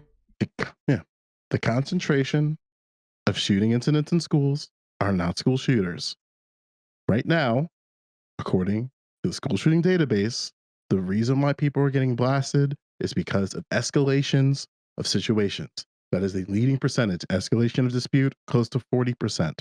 So something that I'm concerned about is that we don't give teachers and students the right resources to navigate teachers and students in crisis. So while I do believe that school shootings are an issue, but the way that we talk about school shootings in the United States does not acknowledge the problem that is being observed, is that students, by and large, seem to progressively being put into situations where they're in crisis. And that should be the priority when it comes to policy. It seems like in certain states, like New Jersey, we kind of solved this problem when it comes to guns in schools. However, there's still certain issues with that, specifically when it comes to gun-free school zones and parking lots. I don't think it's fair and justifiable for someone like RedNeq in my state, let's say he gets pulled over in front of my high school, and then he reverts to the parking lot because of some issue, then the officer, if he sees his concealed carry, will hit him with something because he's in a gun-free school zone. I don't think that's okay. So the way that we tackle these things is going to be different, are going to be totally different. But we have to be like, acknowledge what the enemy is and what the problem is. And the problem that I've observed is that students in crisis and teachers in crisis lead to poor outcomes. And these poor outcomes are leading to gun-related incidents in schools and on school grounds. And school zones more broadly. Okay, I think it's fair to regionalize these things. So, for instance, if you're in the country or whatever, I think it's perfectly fine to say, hey, we have a different culture. People have, bolt-action rifles in their trucks or whatever. They leave them in the parking lot based off of this law, et cetera, et cetera, et cetera. Versus, like, if I was in downtown Manhattan, maybe somebody having an AR-15 in their Suzuki isn't the best thing. I think it's perfectly fine to regionalize these issues. Yeah, I agree. Because like the way that you tackle school shooting in New Jersey is going to be totally different than you handle it in, say, Wisconsin. Like, for example, we have a problem with safety at sporting events, and that's not has anything to do with school shootings. That's the issue right now is that kids are getting bullied and harassed within the confines of school grounds outside of the eye of sight of teachers and other administrative staff. So you'll have a kid get bullied relentlessly at a football game, and that never gets in the sight of eyes, and then dealing with HIB and stuff like that ends up just being hearsay. And again, like this is why I'm really big about student crisis in Jersey. However, there are certain states that don't have problems with school shootings at all. Like the concentration of it is from the East Coast and California. That's the entire overwhelming concentration of school shootings. And even then, they are not active shooter incidents. They're gun-related incidents disproportionately. And it's been like that since the 70s. We did have an uptick in 2020, excuse me, or 2021, excuse me, where we just broke the metric, the highest point ever in the United States history. But then we had to look into, okay, how are these incidents happening? And by and large, it appears like there's issues with escalation dispute and people in crisis, and the concept of like the differences and issues between like what's considered school grounds and what's considered a school zone, because those are two totally different things, but categorically they get roped into the same statistic of school shooting. Based. Okay, next is going to be Lonerbox. Yeah, RedNeq. I was glad that we could have like some common ground over the guns for all thing, but like, come on, like man to man, yeah. Don't ever call me fucking British again, please. Okay, look, I agree that there's a cultural issue. I don't know if you ever, and maybe I can suggest, I don't know if you've ever seen like the problem with like guns for everyone is like you're kind of giving and what to overthrow the state or whatever if they become repressive, but then you're kind of the issue there is that you give an unfair advantage to the rich, right? Because you're just a citizen with a fucking AR-15, but your opponent's like a Bitcoin chungus with a fucking AR-15 and a tank. So I don't know. There's big problems like with that. But yeah, I don't know if you've ever seen a series called Britain's Toughest Pubs. What's your position on like just dropping the guns and resorting to pint glasses and pool cues like a real man? I seriously said it, didn't I? I said kids aren't used to getting their asses beat. In my generation, a schoolyard fight was a schoolyard fight. You knew you had to meet after school at 3 o'clock or 3:30 at a certain location. And coaches were even like, you would see coaches standing around the buildings and observing and make sure it didn't get too out of hand. Like culturally, we were raised with getting your ass beat. But you know what happened? It happened in the late 80s and early 90s. It started getting where gun violence and gang violence started spreading out into the suburbs because little boys wanted to act like thugs in the hood, right? And it became like, that's why the meme is that you see massive school shooters by white kids. Like, for real. It's a suburbia issue that hits itself in the high populative areas that is exacerbated tremendously in the culture. That's not true. It's What? it's Disproportionately, school more, shootings have been done by minorities, but not white people. But do Now, when you you talk about okay? active But do you shooters, mean it is about white people. yes? Yeah, that's you know what he means colloquially, And that's right? still and I would say that is a non-issue in an overwhelming the majority meme. of states. The meme. It's a look. Okay, hang on. Did all these kids come from suburban areas? Were they afflicted? Were they low income? I'd have to look at every single year. He's just using the making meme. RedNeq. Sure. RedNeq. Yeah. He's literally just making a discernment between school shooting and active shooter. It's literally just. Listen, I'm gonna two be real words. with you. I'm gonna be real with you, Red. I'm with you on this. Fuck David Hogg. He's a fucking dirty ass liberal, and I hope to God he gets no political power because holy shit, he's gonna make the problems of gun owners more difficult and just guarantee majorities in Republican states. Like it's fucking ridiculous to me because when we look like the problem, like and again, like the same thing I've been saying, like as this fucking circle jerk. But it's like we got to look at the problems of why these guns end up in these places. And we have to look at it this way. But the problem is because liberals are, and like again, I see IRI, I love IRI. He's the best liberal of the bunch. But the problem that I have is, by and large, is that I see a situation of a mass shooting and kids getting blasted, and then it ends up into like we're so sad and we can mobilize for these sad individuals, but meanwhile you're not fucking giving a shit about all the black kids that get blasted at football games due to having guns illegally through concealed carry, through carry that they're not supposed to have, or in a dispute with an individual on school grounds, or dealing with gang violence or other types of situations on the way back from these activities. But that doesn't get encapsulated in school shootings. Like I have more students who get robbed coming home from band practice when I was teaching up in Newark than anywhere else in my fucking teaching experience, because there's gaps in these communities. And so often, because we've like hypersensitized, like, oh, guns are the problem. Like, no, guns are part of the problem. I'll agree with you, but the way that we talk about these things and the way that like the narrative around school shootings around is really fucking up Joe, what we do, like from a legislative standpoint. Sure.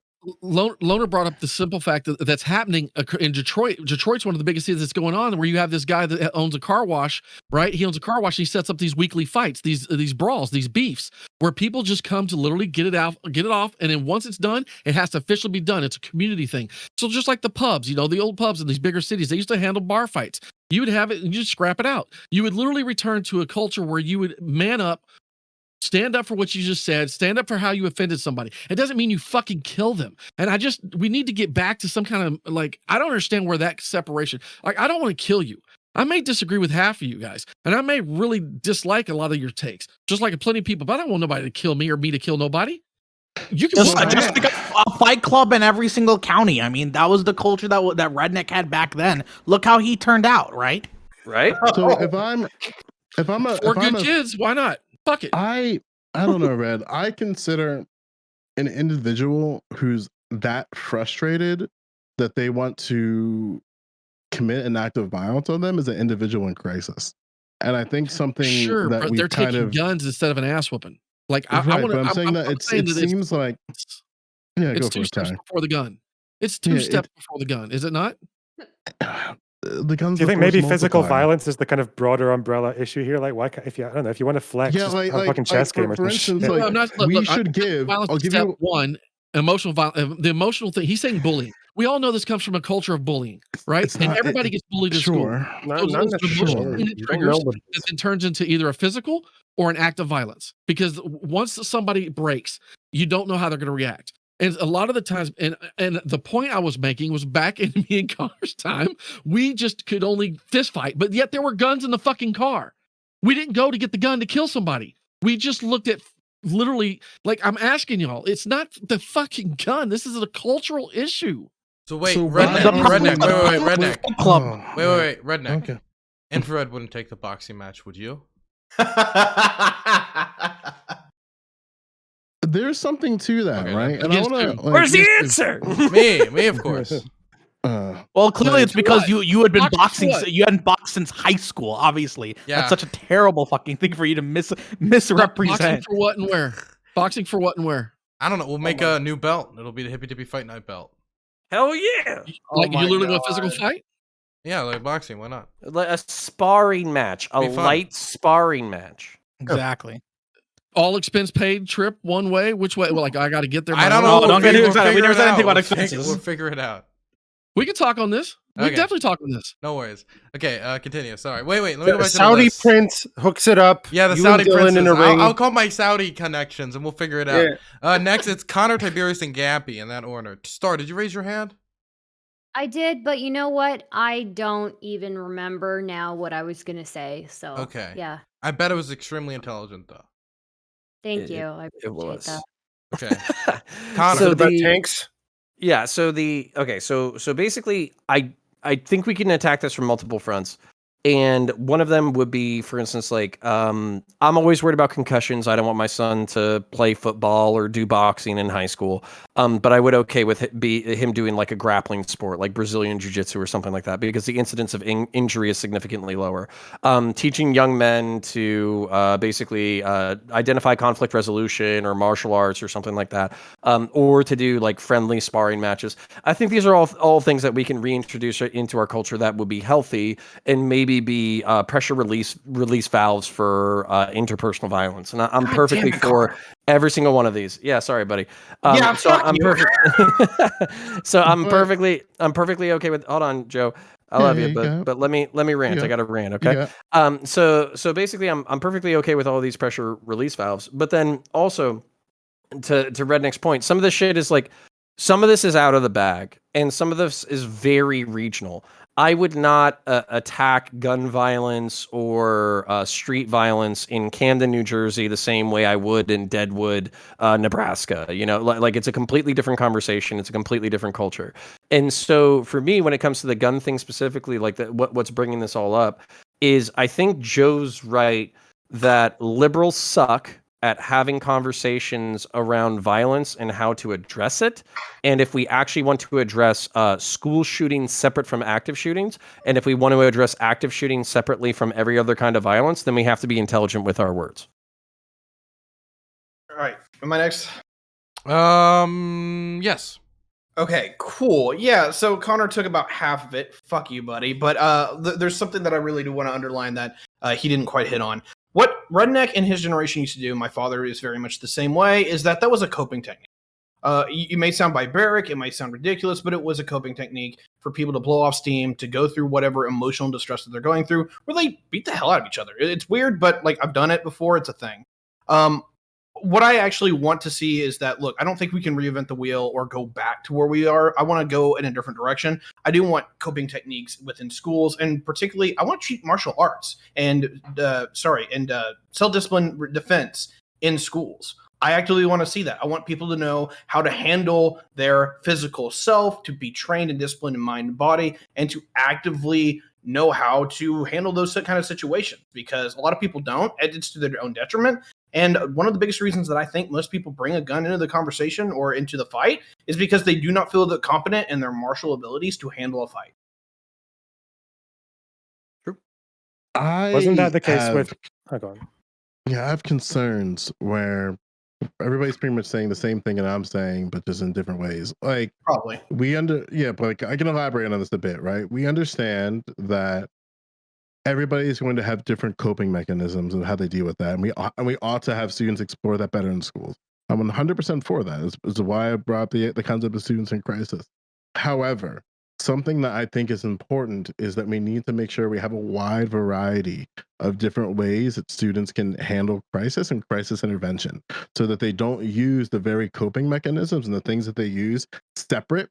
For example, like boxing, jujitsu, fencing, and other things as a tool to protect themselves in school settings, when predominantly it's used for de-escalation. So something that I think students need to know more about, because they don't teach it and they don't teach this in schools. Like unless you like, I'd be hard pressed to find someone where they had some type of session every single year to talk about de-escalation. Like how do you de-escalate a situation when it's between a student to a student? And that's like from the student level. So how does one student deal with de-escalation from another student? How do students do de-escalation of teachers? One of the things that I think is absolutely disgusting is that we see time and time again on TikTok of teachers screaming at other students, and then all the students are frozen. That to me is disgusting and a failure of the system. Students should have the tools to de-escalate their own, students have the tools to de-escalate their own teachers when they experience moments of crisis and start screaming at a kid in a classroom. Like they should have the tools to do that, but we just fail to do that. And then what happens is it just facilitates the very problem. Because if you have that teacher who has a freak out, yells at a student, none of the students are able to do anything because they're not equipped about it in the system. That student brings a gun, blasts that teacher, and then 5 of their friends. And that's just something I'm not down with. Or worse, they bring that vehicle of destruction into the school, and then it discharges in some other way. And then it leads to the perpetuation of liberals saying that, like, I can't believe the school shooting happened. And it's like, yeah, when you don't do crisis intervention in schools, this is what you get. Corporal punishment? Right. What was your take on corporal punishment? Do you know about it? God, dude. What was my take on corporal punishment? Had anything to do with crisis intervention in schools? Okay, after you, how did it not? Okay, after you guys are finished with whatever the fuck this is, I'd love to understand where it is. Okay, all right, okay. Yeah, Gappy. I have no idea. I have no idea where we're going. Gappy. Okay. I think everyone here is in agreement that the issues that schools are currently facing is not literally purely due to guns, right? There's a lot of kids have a lot of different shit that they're learning and that they're dealing with, right? And I mean, it's not just exclusive to school shootings. I mean, not to continue on this TikTok example, but like think about that like devious lick trend that happened a long while ago where people were literally just like stealing shit from teachers and stealing shit from the bathroom or whatever just to be cool and, you know, get clout or whatever. Kids are learning, okay? I don't want to say they're dumb, but they're learning, okay? So there are definitely lots of different ways, not just literal fight clubs or just providing boxing to kids. There are many different ways that we can intervene. Having more counselors and mental health professionals available, actually having check-ins with these kids. There's a lot of things that we can do, especially in public schools that aren't able to be done right now due to the lack of funding. Now, what we definitely shouldn't do is allow 18-year-olds to bring firearms into school, because I'm not really sure how any of that is going to help with any sort of de-escalation of the situations that were brought up. And I given how rare and far and few between those actual like active shooter scenarios might be, I'm not really sure if these 18-year-olds really need to bring a concealed gun to a school in particular. I might be able to understand how they're right in like other places, but specifically in a school, I don't think so. Okay. Wait, Red, did you said corporal punishment, not cooperation punishment, right? Yeah, he wants to spank. Fuck, I can't stand cooperation punishment. Wait, No, I mean, Red. Force you to room and try to work with people. Ugh. It's legal in 48 states. It's legal in your state. In private schools, corporal punishment is legal. It's illegal. It's not practiced anymore. It's not practiced. No, it's practiced in private schools. It's practiced in private schools. You can legally hit your kid.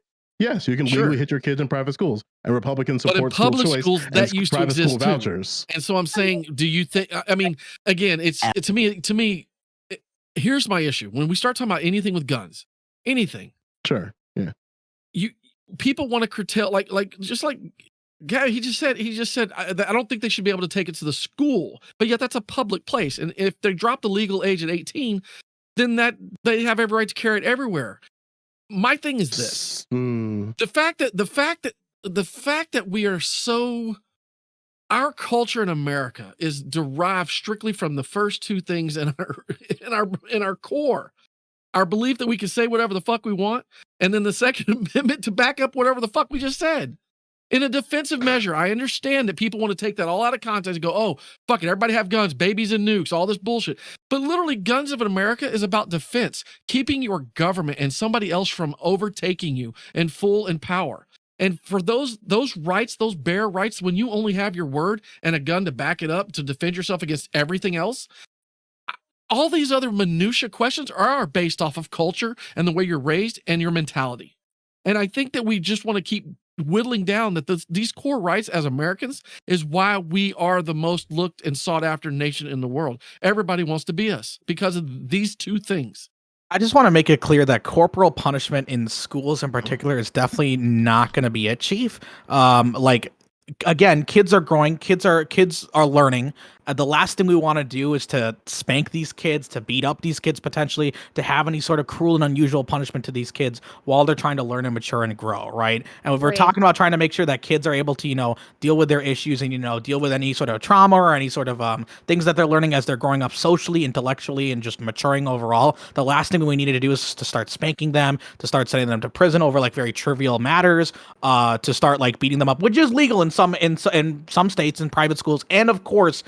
For anyone who's familiar with like the troubled teen industry, any sort of private boarding, any sort of like boarding school for like troubled teens or whatever, that type of corporal punishment is very rampant, and it's been shown demonstrably so from those schools that it just does not work. Beating kids up does not somehow beat the bad behaviors out of them. It just creates a different form of trauma. Whether you look at Elan School, whether you look at any of the other schools that have tried this program.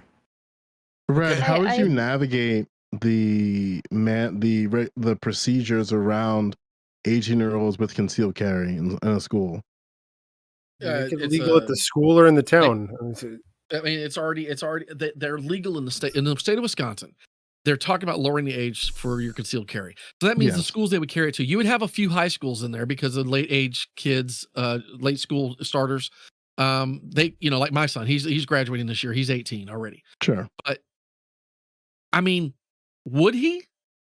Like the school itself has a sign on it, I mean, like I have a concealed carry. I could actually do it if I want to push the buttons, but I don't. Like, you know what I'm saying? This is what I'm saying is we're talking about things that are for me, it's not the gun. We should be talking about the morality and or the actual problems, the mental health or mentality around it. Because we're talking about worried about somebody shooting the place up, but we don't address why that's happening. And you just want to say prevent the gun and remove it from coming, but yet it still happens. So we consider it to always blame the gun, but it's the actual people in the place and the problem that got there. That's all I'm asking about. But that's not really answering my question, right? Let's say Stardust is 18. How do you navigate? You let them walk in.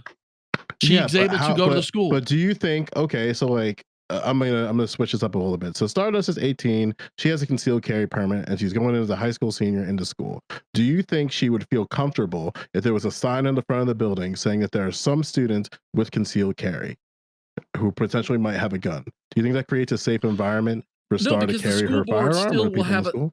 The school board itself will have a sign because the school board has a right to say, hey, because there's a sign on our school right now that says it, no concealed carry, no weapons on premises.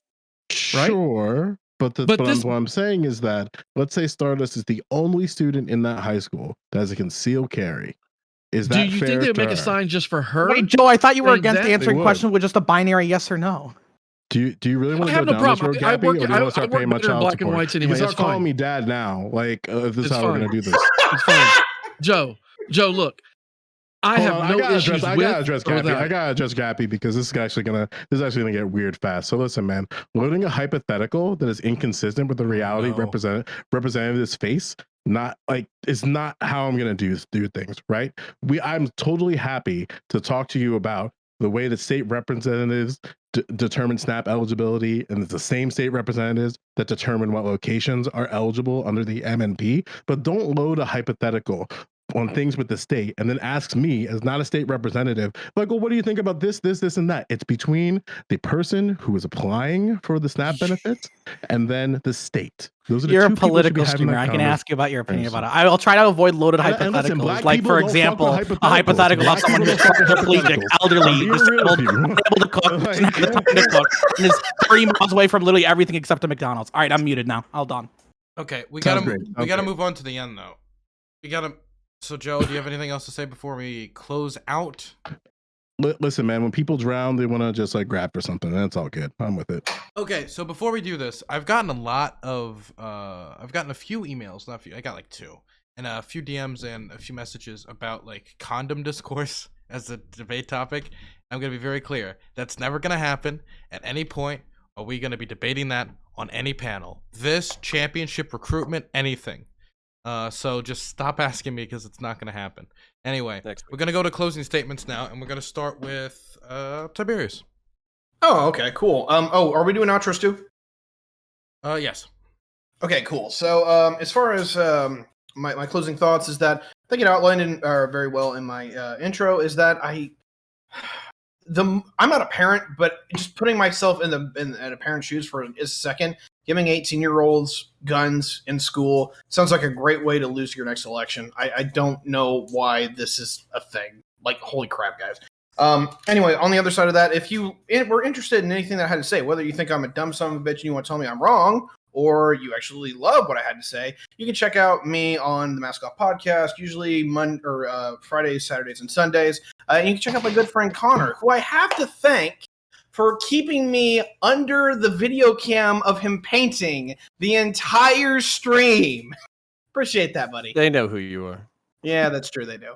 Anyway, without further ado, yeah, check us out on the Mask Off Podcast, Sunday night, 9 p.m. Eastern Standard Time to 11. We kick ass and take names over there, and you can see all of us and our wonderful friends. And without further ado, thank you for having me. Going over to Stardust. Hey, I'm Stardust, and you know what? I advocate for every man, woman, and child to be allowed to own a tank. Forget the guns. We can just have a gun on the tank. I think I would feel very safe in a tank. Because I feel very unsafe all the time, because I'm always scared, because life is terrifying, but you know what? That's okay, because I still go outside and do things even though everything is terrifying. Yeah, tanks for everybody. There are a lot of benefits of tanks. Like, one of the benefits of tanks that I think a lot of people don't consider is exactly how thick like tanks are. Actually, the metal, they're so thick you can't actually get a cell phone reception from within a tank, meaning you can't look at Stardust tweets, so it's another benefit. Wow, thank you, Dylan. Welcome. Well, another benefit is that you'll never have to see me again, because I'm never leaving the tank. So, and if you ever insult me like that again, I'm gonna roll up to your place in a tank and I'm gonna just bulldoze over everything. So, Amazing. Yeah. In City fun that Skylines, we- not in real life. Yeah, well, in Roblox. Check me out. I'm Stardust on Twitch. It's spelled exactly how it sounds. And I don't know why Dylan hates my tweets, but he sucks. So, I love you, Dylan. So, yeah. You are a friendly friend. What? So I the fuck is that supposed to mean? I'm very weird about the word love. Like, when somebody says I love you, like on the internet, I'm working very hard not to say I love you too, because it forms parasocial shit. I think it's different because you're another streamer, but it's like a personal rule I'm developing. No problem. I see the way it is. I'm just angry because I don't have a tank and you do. I don't have a tank yet. Oh, then we're both shit. We're throwing over to RedNeq. When I buy my first M1A1 tank with my crypto billions, Stardust, I will actually reach out and pay for a flight for wherever you are to come and drive it on my track at my property. Okay, so you'll be the first one when I get my tank, and I'm going to buy a tank. I definitely am going to buy one. For fuck's sake, I'm definitely buying a tank with my first crypto millions. I think all of the things we talked about tonight, my take has been from a libertarian standpoint, and I think Connor called it out earlier. I truly am about the individualism. It is about you as much as possible. The gun ownership, I believe, is your last form of protection, and I believe everybody should have a weapon, period, because there are wolves out there, and the government, the police, I don't trust them to take care of you as much as you can take care of you. Now, does that mean that I want you to go shoot everybody up? No, it means I want you to be able to understand that it's for defense. I mean, you should only, I was raised where you don't pull a gun unless a gun's been pulled. And if you pull a gun, you're going to use it. You don't just pull it to show it. If you pull a weapon, you use the weapon, and you don't use the weapon to hurt, you use the weapon to kill. That's how I was raised. And I was raised that way from a very young age. So when I ask you guys memingly what happened to culture, what happened to our society, and we're always, talking around these things, it's always about fear. It's always about somebody else's fear about what can happen or what will happen. And I think your word and your gun and your weapon and the ability to defend yourself would be able to navigate the rest of those waters that we've all been bitching about a lot easier. That's about it. I'm Redneck. You can find me wherever you want. I'm just an old dude that likes to smoke pot, eat twat, and smile a lot. Going over to Montreal. Eating twat. Well, I mean, I guess you could do that. You could do it that way, I suppose. Guns. Geez. I feel like sometimes a lot of people might have a gun in their car. All right, because it makes more sense in the environment you're in, right? And if someone takes the car that just happens to have a gun in it like all the time, because that's just the way you live out there, and they bring in the parking lot and do absolutely nothing with it, they shouldn't get arrested for it. All right. If it's really a problem where you live, then I think the mayor or the school or more localized authorities can make really, really harsh rules, okay, to stop that thing. I don't think there's anything stopping that unless I'm misunderstood the American system. In any case, my name is MontrealPlayer. That's right. And you know what? Actually, I should have just gone the meme route. Yeah, fuck them. You know what? Lower the gun age to whatever the fuck you want. Okay, and shoot each other in schools in Minecraft. That's why I homeschool my kid. Because don't have to mingle with any of yours. God damn it! Really, it's such a problem. I'm the host of the High Times podcast with Critically Thinking Veteran. On Tuesday at 9:00, we have great guests. Stardust was on one of them at one point. We just talked to True Mama. Before that, Aiko. Just a great time. 3 people, sometimes 4, chilling out, having a joint, okay, and taking things to the most ludicrous places. That's it. Have a great night, everybody. Wonderful. I'm gonna throw it over to Lonerbox. First of all, Hassan is a fucking idiot. Buying a Porsche. God damn it. Buying a Porsche when you can afford a tank. Sorry, mate, pal. When I said that, when I spoke about the suggestion of like scrapping guns and going for pool cues and pint glasses and like real men, I was joking. Obviously, like I think the cultural problem isn't so much like people pulling the gun first or whatever, because that's still wrong. I'm pretty sure anyone who like pulls a gun on someone who's not threatening them in America is breaking the rules. I think the problem is actually like, I'm fine with people having like sparring and jujitsu and all that MMA and all that shit, but then like I think the problem a lot of it arises from is that like male fascination with power and violence. Like Nicholas Cruz, when he was pretending to be insane to try and get an insanity plea, slipped up because he told the interrogator about a time when he lost a fight with another student over a girl and lost, and they said he's just given us a motive. That's all it takes for some people. Like the level of humiliation that goes with that and the amount that we attach to someone's masculinity when it comes to violence is like quite damaging.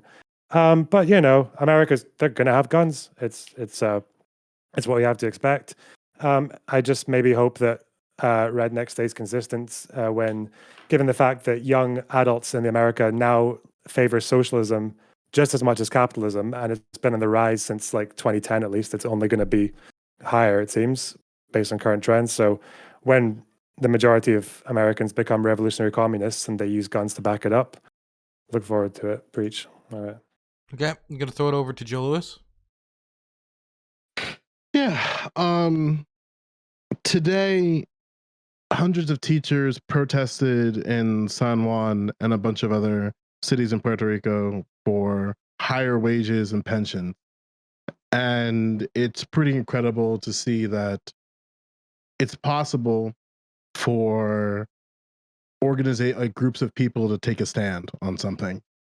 And what frustrates me, and Puerto Rico is a very interesting story in terms of American history, is that the federal government hasn't given a shit about schools for an incredibly long time. And something that I'm very passionate about is the extension and the expansion of federal funds to schools. Like, as much as I am very excited that teachers in Puerto Rico are able to organize at that scale to walk out of institutions and protest against the state, I am very frustrated that we even have to hit that point. Teachers are treated like shit. We have a national teacher shortage and a national sub shortage, and both of these things couple each other. And I don't know how long it's going to be and how many more stupid kids we have to shit out of the public school system before we finally fund this thing. And listen, if you're down for this fight, I talk about this on my channel.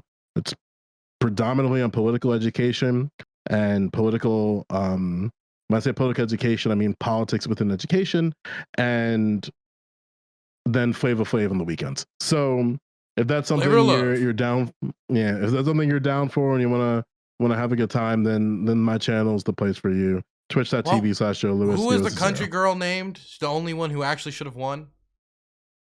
Goldie? Georgia. Goldie. Okay. Goldie. Wonderful. Goldie should have won. Gappy. Yeah, I think we bounced around a lot of different topics, but I'm going to try and focus mainly on the Wisconsin bill here, because there are a lot of issues with funding in public schools and the movement of school choice and how that's kind of fucked over public schools. But to focus specifically on Wisconsin, even though there are a lot of issues with kids and mental health, shootings at schools, guns at schools, I don't think the solution is to let 18-year-olds be able to bring guns to school with concealed carry. I don't think that's the solution. I don't think that will ever be the solution. There are probably other means we can go about trying to help schools, not just like fight clubs or boxing or something like that, but there are so many other different ways and so many other different methods that we can use and implement in order to deal with the complex topic of mental health, because there is no one-size-fits-all solution. In terms of the shameless plug, my name is GappyV. It is twitch.tv/GappyV. I actually mainly do apolitical stuff, so there's a lot of React content, lots of games. We're probably going to do a lot of Yu-Gi-Oh! Master Duel tonight. For any Giga Chads here who aren't stupid enough to like Magic the Gathering, because that game is dog shit. Also, we're raising money tonight for Cure Rare Disease, a nonprofit 501c3 that tries to create gene therapeutics and cures for diseases that really aren't covered by the big pharma industry. Think like Duchenne muscular dystrophy is currently the big one that they're focusing on. So feel free to reach out and help donate there. Wonderful. Oh, shit. And with that, I think that's everything. Connor, you got to go, right? Nah, buddy. What? Oh, well, then Connor, you get to go. All right, so I'll just shout myself out then. So I'm not on the panel scene as often as I want to be anymore. I am working until 8:30, so if you don't see me as much, then that's the reason. I do miss being on the scene and yelling at people. It's beautiful. Hi, CTV, I see you. And then, so basically, if you want to catch me, I'm breaking down Warhammer stuff. I'm breaking down stupid drama bullshit from Twitter and Twitch from over the week. Obviously, we'll be going over condom discourse since Dylan is too much of a coward to do so. She gets a fun part of discourse. You got that counterpoint? No, that's exactly what happened. That's what happened. No, you don't get to attack the host. You don't get. I can turn it up as loud as I motherfucking need, right, Gappy? You need to turn up a bit more. You got to turn up a bit more. You need to turn up a bit more. You haven't demonstrated. Just let the influence that, all right? Gappy 5. There's only one way to make it stop. It's Gappy 5, right? Sorry, can you turn up the mic? Can you turn up the game running mic? Can you move a little closer to the mic? Can you hear me? Can you hear me? Gappy No, 5. can you move a little closer to the mic? Good, I'm glad you understand your name, right? So all that discourse I heard earlier was a bunch of bullshit, right? And Joe Lewis, don't you actually work in the public school system? Bunch of retarded kids or stupid kids, as you said, right? What? Well, aren't you just Yo, about not stupid. Okay, right? hold Yo, on. Yeah, CTV, no, all right. CTV. That's Okay, what he said. yeah. I just heard him say that. I just heard him say that. He's not finished. Yeah, he did not call kids that. That's no, not. It's just. He did. I just heard him say it. He said there's a bunch of dumbass kids in the fucking public school system, right? So he works in the public school system. I don't know why you're calling a bunch of kids in the public school system stupid. I just don't get it whenever you work inside the system. Do something to fix that shit, right? Yes. Fucking Tiberius, why is it that this whole fucking panel and all I've been seeing you do is playing fucking CounterPoints little brother? What the fuck is that about? right? Oh, So, I'm so sorry. I'm hanging out with my friend. I mean, that's you're just terrible. playing fucking little brother tonight at CounterPoints. I don't know why you're being a better fucking role model. You should be paying attention to what's going on instead of sitting there painting your little Warhammer figurines, right? That's Listen, all I'm saying, bro. Hey, Look, listen, I tried to yell at people earlier in the fucking program, and Dylan was like, no, play nice, motherfucker. And then you jump in here during my fucking outro, and now you're fucking blowing my shit up. Hey, listen, man, if you want the fucking blood sports, bring the goddamn blood sports, okay? Somebody's got to bring the shit whenever you got to try to attack the motherfucking corporation, right? You think you just come at the movers and shakers, and there ain't supposed to be nothing fucking coming up against? What the fuck are you thinking, CounterPoints? Now, with that being said, there's one more motherfucker out there that got a steel chair coming upside their head. Destiny, right? I came in here last week and told Jazz to quit ducking me. This week it was supposed to happen. Where the fuck is it happening this week? It ain't happening. You know why? Because it's got something to do with your fucking schedule. So why don't you get your shit motherfucking cleaned out instead of eating motherfucking bonbons, whatever the fuck that was in the pool on Twitter, right? And actually come and face a real fucking challenge instead of keep ducking me like a little bitch. Right? Now, everybody else, anybody else got anything else to say? Sane is school choice advocate. Sane is school choice advocate. That's what the fuck I thought. Ain't nobody got to say shit. Ain't nobody. Hey, I'm just asking. Anybody else got anything else to say? Anything else? I do. I got a question for you. Yeah, hold on. I got a question for you. I got a question for you. Right? Here's a question. CTV out. That's cute. Well, with that, I think that's the end of that, and I'm gonna have a talk. We're gonna have what's it called? A sensibility training for CTV before the next panel. Okay, have some sensibility training. I didn't break any of those rules tonight. I didn't break any of those rules. Yeah, RedNeq was so good tonight. He was really good. Best behavior. RedNeq got a lot of trash thrown at him, especially in the first topic, but he stayed cool. He didn't leave. He didn't go. He did. You know, is this reformed RedNeq arc? No, I just told y'all, fuck, I'm gonna give you what you give me. But if you guys just like dish it a little bit, I can handle it. We're getting a little horny in the first topic. You kept saying, fuck you, Dylan. Fuck you. I'm not gonna fuck you, Dylan. Like, that was a little weird. I'm always saying fuck you to you because you just got that fuck you face. True. Just call me He's hot. not wrong. Yeah. Oh my god. Jawline comes from somewhere, bud. Connor, you didn't even finish your fucking outro. Okay, Good God. you all have a good one. It's fine. You can find counterpoints at twitch.tv/Hasanabi. See you guys later. Okay. Hey, you. Yes, you. Right there. You. I am starting a Patreon. I know you guys have been asking for it on the YouTube crowd for a while, since usually it's just the Twitch people who could support me financially directly, but we're finally making a means for you guys to do so as well. And that's not all. You can support the #1 cyber terrorist, mover and shaker, Vince McMahon of Twitch politics. How? By donating to this Patreon and getting benefits like movie nights, special Discord roles, announcements at the end of the video of how much you have supported this war criminal Dylan Burns TV, and much, much more. Okay, not much more, okay? I only have limited means, but more than that, I can assure you. And if you support the Patreon, you will have my deep-hearted appreciation from the bottoms of my soul that you are truly a mover and shaker. Thanks so much for your Patreon money in advance. I will use it to continue to fund the liberal elitist agenda.